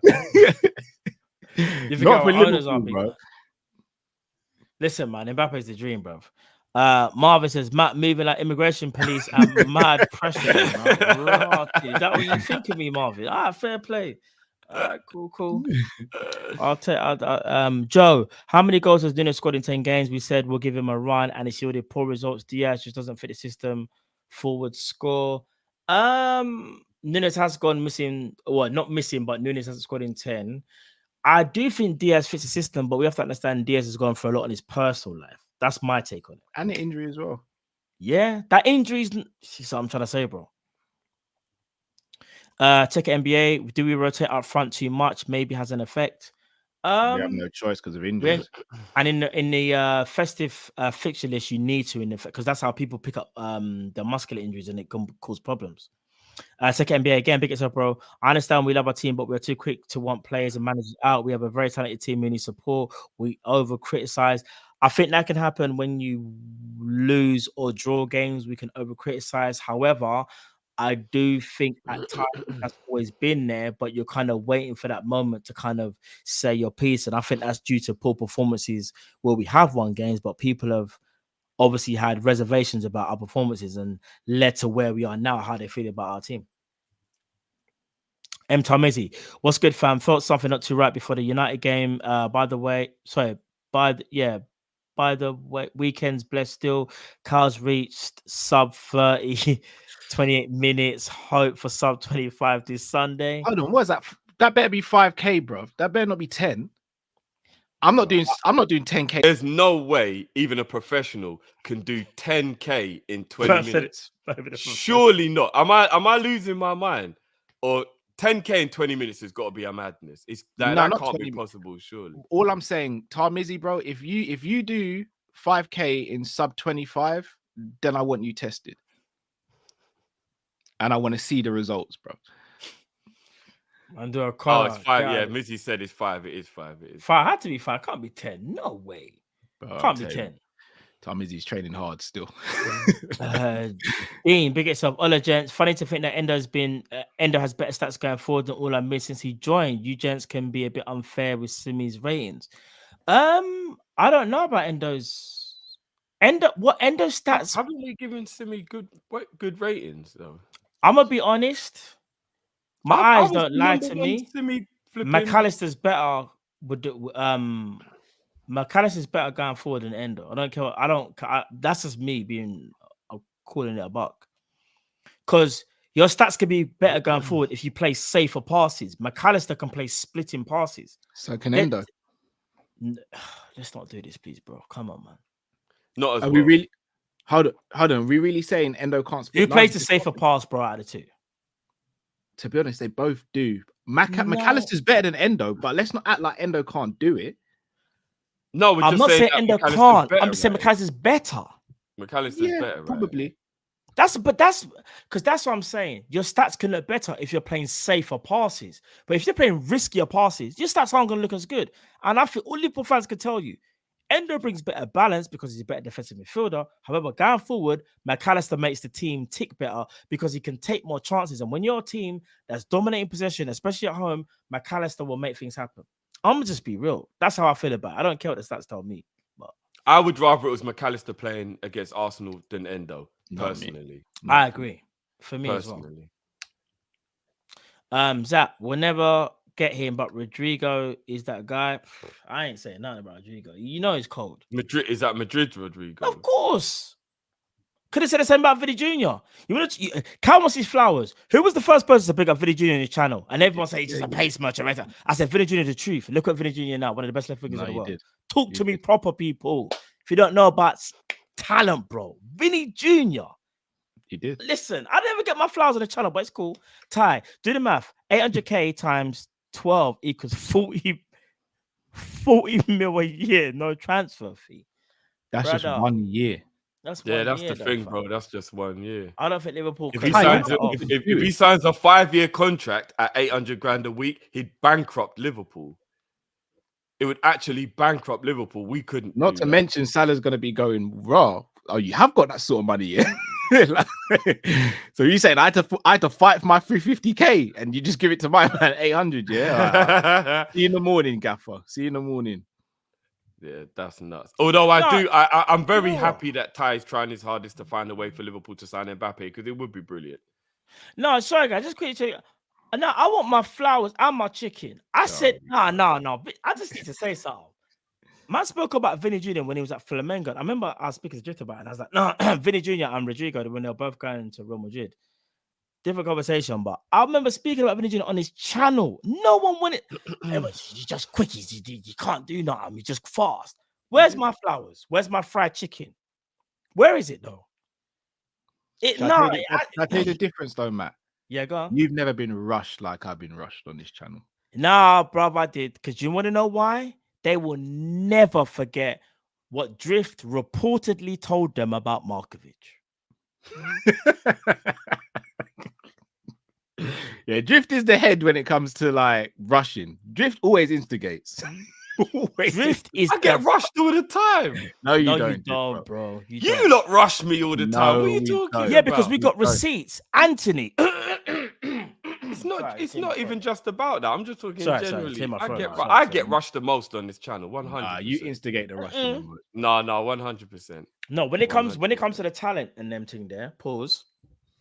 It's always me because because you brought up allegedly Markovic. Apparently, Markovic was my guy. Apparently, they will never forget that. So no matter who I've said since then, you didn't actually refute I know what you're gonna say. Or deny it. So at least everyone knows I was telling the truth. I wasn't brother. All I said is at the time, Markovic, and this is the truth. I don't lie when I say these things. Markovic did get player of the year in Portugal. I said he could be good. I didn't say it'd be great. I said he could be good. No, will be. No, Jeff, let's not do that, please. See? No, if we're gonna See do where it, you like we've to do got to too be honest. much. But it's I'm cool. not doing too much. I'm just using your exact words. You said, "Trust me, bro. This brother will be good. He's a bad man. He just got Portuguese Player of the Year. Trust me." Why are we just people signed a bringing good out player." Naby? Like, what is Naby the only player that I've spent? Come Anyway, on, let's people. not. We'll Vinny be here for another Jr. hour. Bro, Vinny Jr. is one of the best players in the world. I don't get no credit for that, but it's cool. Dwight Bantam, have you guys seen have you guys seen on the Gab and Jules podcast on ESPN that Liverpool sold most of the jerseys in the world? FSG spending Jan on the DM. I didn't know that actually. Doesn't surprise me. I didn't know that Doesn't still. I didn't know they surprise me at all. spent the most. I didn't know that still. And I think we're the only club who actually gets money when the jerseys are sold. So, yeah, please, FSG, please. Can I just ask you, look, quickly, something on that? Let's not go into too much detail, but do you think Matip's injury does bring forward even a summer transfer, and like we will get a defender? Or Sorry. Thank you, brother. He remembers the Botman thing. Listen. Listen. Appreciate that, brother. There's one person. Big at yourself, brother. I've rated you for the Botman one. But the people, bro. I could name a few players here, but no one's giving me the flowers, bro. I'm telling you. They just keep saying Markovic. So Vince has just worked out that 800k a week is 9.6 million. No, that's 800k per month. Oh yeah, so that would only be 200 grand a week. Mbappe ain't coming for no 200 Mbappe grand ain't a coming week. for 200k. Yeah, he ain't coming for no 200 grand. We'd have to break the wage. You wanna know something? I'm gonna be real. Ty has come back with this one. What did he say? There's a lot of Nunes, zeros there. bro. What's that? 136. Oh, the what? That's a lot of zeros. It's a small screen. Yeah, bro. We're not saying that Mbappe wouldn't be better value for money than Nunes. We're just saying we ain't going to pay that sort of money for Mbappe. We're just not. All right, now there's my G. He knows. I won't say the name. I remember when I knew certain man were looking at mad shaky in the first game. Look at Nado's comment. I won't even. Remember. Kabak. Remember when I said he looking a bit funky, bro? Moving like Dejan and that. I said this. Anyways. She's pretending. Looking back now, we should have kept Solanke, but that's high. No. I'm not too sure about that. He wouldn't be the player he is now if he hadn't gone off and he played needed a lot of game time, and I think go and look at his first year and a half to 2 years at Bournemouth. He weren't really saying much. He needed that time to develop. But we always knew he was a decent player. He was better than he looked. Everybody knew he was better than he looked at Liverpool. Jai says watching Prime Mane comps brilliant during his time. Facts. Yeah, Prime Mane is one of the best. One of the best left wingers to ever grace the Prem. He's top 3 selected easily. He goes in the category of Hazard and Giggs. Mane's there, and Pires. He's there. Mane's in that conversation. That's all of them. But now, people, listen. It's been a great show. As always, listen. When there's us 3 on the screen, you know there's always going to be a debate, whether it's about transfers, how we're doing, certain players, players who we should buy, players who we shouldn't buy, players sold, whoever that is, there's always going to be a debate. You know what you're going to get from us people. You're going to get the truth. It's tea and Kopish on time it is. And people, listen, stay tuned as well. Obviously, you got the preview for the West Ham game. That should be out tomorrow at some point. We obviously have the West Ham watch along on Wednesday. Then you'll have a preview for the game on Saturday against Arsenal at some point as well. That'll either be most likely a Thursday or a Friday. And obviously we've got the game on Saturday as well. Big up my G. He says it's been a great and long show. So hit the like. Big up, bro. So yeah, man. Listen, you got us a lot this week. You get what I'm saying? Anything you want to say, guys, before we take the people out? Just blessings upon blessings, people. Let's get some players in January and win this league. I Streets Approved has asked the question, but I know it's going to make more. No. What's the question, bro? How the hell is KDB back fit before Thiago? Brothers. And on that note, people, love as always, blessings. It's the festive season. Christmas is 1 week away today. Make sure you go and spend time with your loved ones. Obviously, we'll see you again way before Christmas. We'll see you again probably tomorrow. People, love and respect always. It's your boy, man, like man. It's Drift. It's Cal. We out. Take it easy. Well, if you're this bad man, me a go turn on me rama. Rat-a-ta-ta-ta, ta-ta-ta-ta. This man time El Chaya, this man time El Chaya. Rat-a-ta-ta-ta, ta-ta-ta-ta. Oh, we both hope. Oh, hello. People, love as always, respect. We out. Peace.